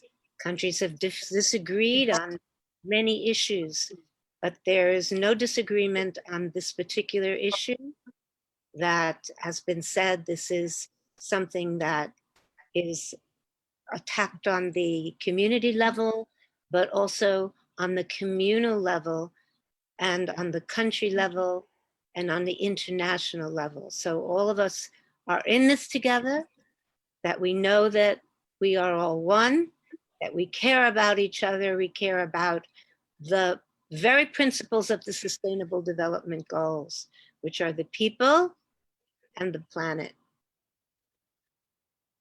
Rather was that wasn't the Um, thing. The victory was winning, right? Gordon?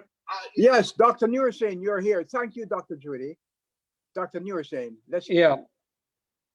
All right. Thank you.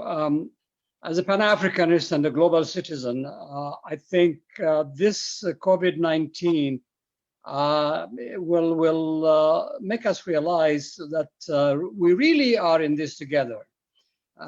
We've heard this phrase, we are in this together, but it rings hollow if we don't back it up by action. And I do like to echo Ambassador Taye's word about we have to have a new thinking about this in the future. This is not an African problem. It's not a US problem or a European problem, Chinese problem. This is truly global. And if there is anything to really nudge us out of our apathy in this, it's to recognize that our response should be unified, collective, and work together. And that's why, the call to solidarity that was heard from almost every speaker is so important. We cannot defeat COVID-19 with Sierra Leone alone, or Ghana or Ethiopia alone fighting it, or for that matter, Africa alone as a continent. I think it's a global issue. It's a United Nations issue. That's why we are calling the Security Council to meet on this and see it as a threat to international peace and security and respond accordingly. So I think this program would be, as my friend Gordon said, the first of a series that we're going to hold on this, and hopefully there will be topics that we can cover more. Some of the issues that were raised here, we'll discuss them in more detail. And thank for the participants who really did an excellent job. And Gordon, you really kept this program running smoothly and directed it so brilliantly. Thank you, my friend. Very good. Okay. Thank you. Thank you. Thank you. Thank you. Is Katzen on? Katzen Maliro? I know he was having problems, difficulties with the video. I doubt that that he is able to join. And I think Tamar may have left. Tamar, are you there? Okay, not at all. I wonder if Dr. Judy could play her Hope song again. And we will close with that if you're able to do that, Dr. Judy. Okay. So I would need to be, somebody needs to let me share my screen. Yes. Yeah. And Sure. that will be the last of this of our webinar. Your hope, keep hope alive. So I want to thank everyone, and perhaps Kiddes would like to say a few words, for she has been really fantastic here, and she deserves mention, and she deserves to be heard and seen. Kiddes? Kiddes? Hi, everyone. Thank you so much for joining us on this webinar that we have spent the past almost 3 weeks planning. And we have put in a lot of meticulous detail into the programming, everything from the concept note to the invite to securing speakers that can really attest to the political, economic, and social aspects of the situation. And it means a great deal that we have people tuning in from all over the world who are invested in this topic, because as it's been reiterated time and time again, it is a human issue, it is a civil rights issue, and it impacts everyone. So Thank you. So Thank you. I'd like to, of course, acknowledge that Kidest is a student of mine at Columbia University Teachers College in the class on psychology in the United Nations. And so I'm extremely proud of her as an example of a young person and from Ethiopia as well, I might mention, who is very devoted to everything that has happened today. So bless you, Kidest. I'm sure that Maram. I can, oh, okay, go ahead. No, go ahead. Is Maram saying something? I'm trying to get her to say something. Okay, so I'd be happy to play the Hope is Alive song. I think that Russell Daisy is also on, who co-wrote this along with some of our local friends from Sierra Leone. And I do emphasize again that this is a sounding of hope for the future, that obviously we cannot be in close touch now. We cannot hold each other in dancing and singing in the same way, but this looks forward to what we will be able to share as one. And so here it is. Just 1 second, Judy, if we could hear something from Stephanie first. Okay. And then into the music. I would like to thank everyone for a wonderful webinar and all the extensive planning, all the speakers, and our consciousness in knowing that things have changed and we have to redefine the paradigms. So I'd like to say to everyone, thank you for your participation, and we hope to have an ongoing series. And this is a call to action, and our future and our children depend on the actions we take today. So thank you all very much. Thank you, Stephanie. So looking ahead to the time when this is solved and when we can all believe and we can achieve what we have been talking about today so beautifully, here is the Hope is Alive song.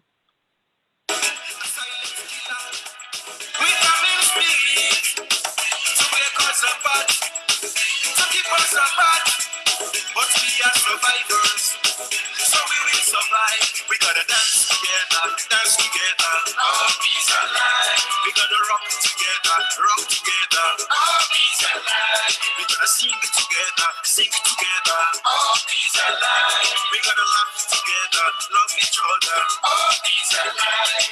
I help you, you help me. All peace alive. He helps her, she helps him. All peace alive. We gotta dance together, dance together. All peace alive. We gotta rock together, rock together. All peace alive. We gotta sing together, sing together. All peace alive.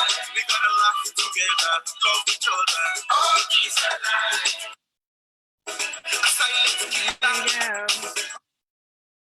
Thank you all. Thank you all very much. We will inform you of the next webinar in our series. So please stay well. No social distancing, physical distancing. And I agree with you, Dr. Judy. Somebody posted on Facebook a while ago that they agreed with this physical distancing.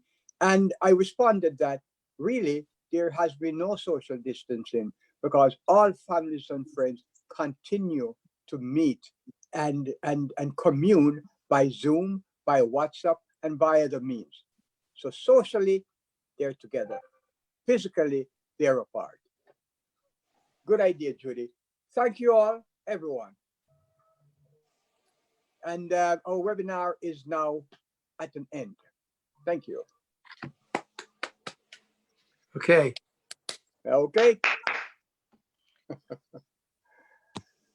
I right. know nobody wants to leave here. Nobody wants to leave. No. This is an example. We want Listen, Okay. we appreciate each other so much. And I Right. want to acknowledge Maxine has her teddy bear there. And that is adorable. The teddy bear. Hi, Maxine. Bless you, Maxine. Judy. Merci, merci. And Kidis, I think we need to really give another round of applause for the work that Kidis and Maram have done. And of course, Stephanie has been the consultant throughout. One round of applause for. I also see my friend Salio Soso, who is one of the leading instrumentalists in the United States of the Kora. He's from Kora players. What is that? Salio Soso, a Kora player, one of the leading Kora players in the country. And I think he was attempting to play something, but I think he's disappeared now. I'm here. The Kora. Yeah. Okay. Oh no! I think we should incorporate it in one of our next seminar, webinar. Wonderful program. Wonderful program. Oh, thank you. Very edutainment. Oh.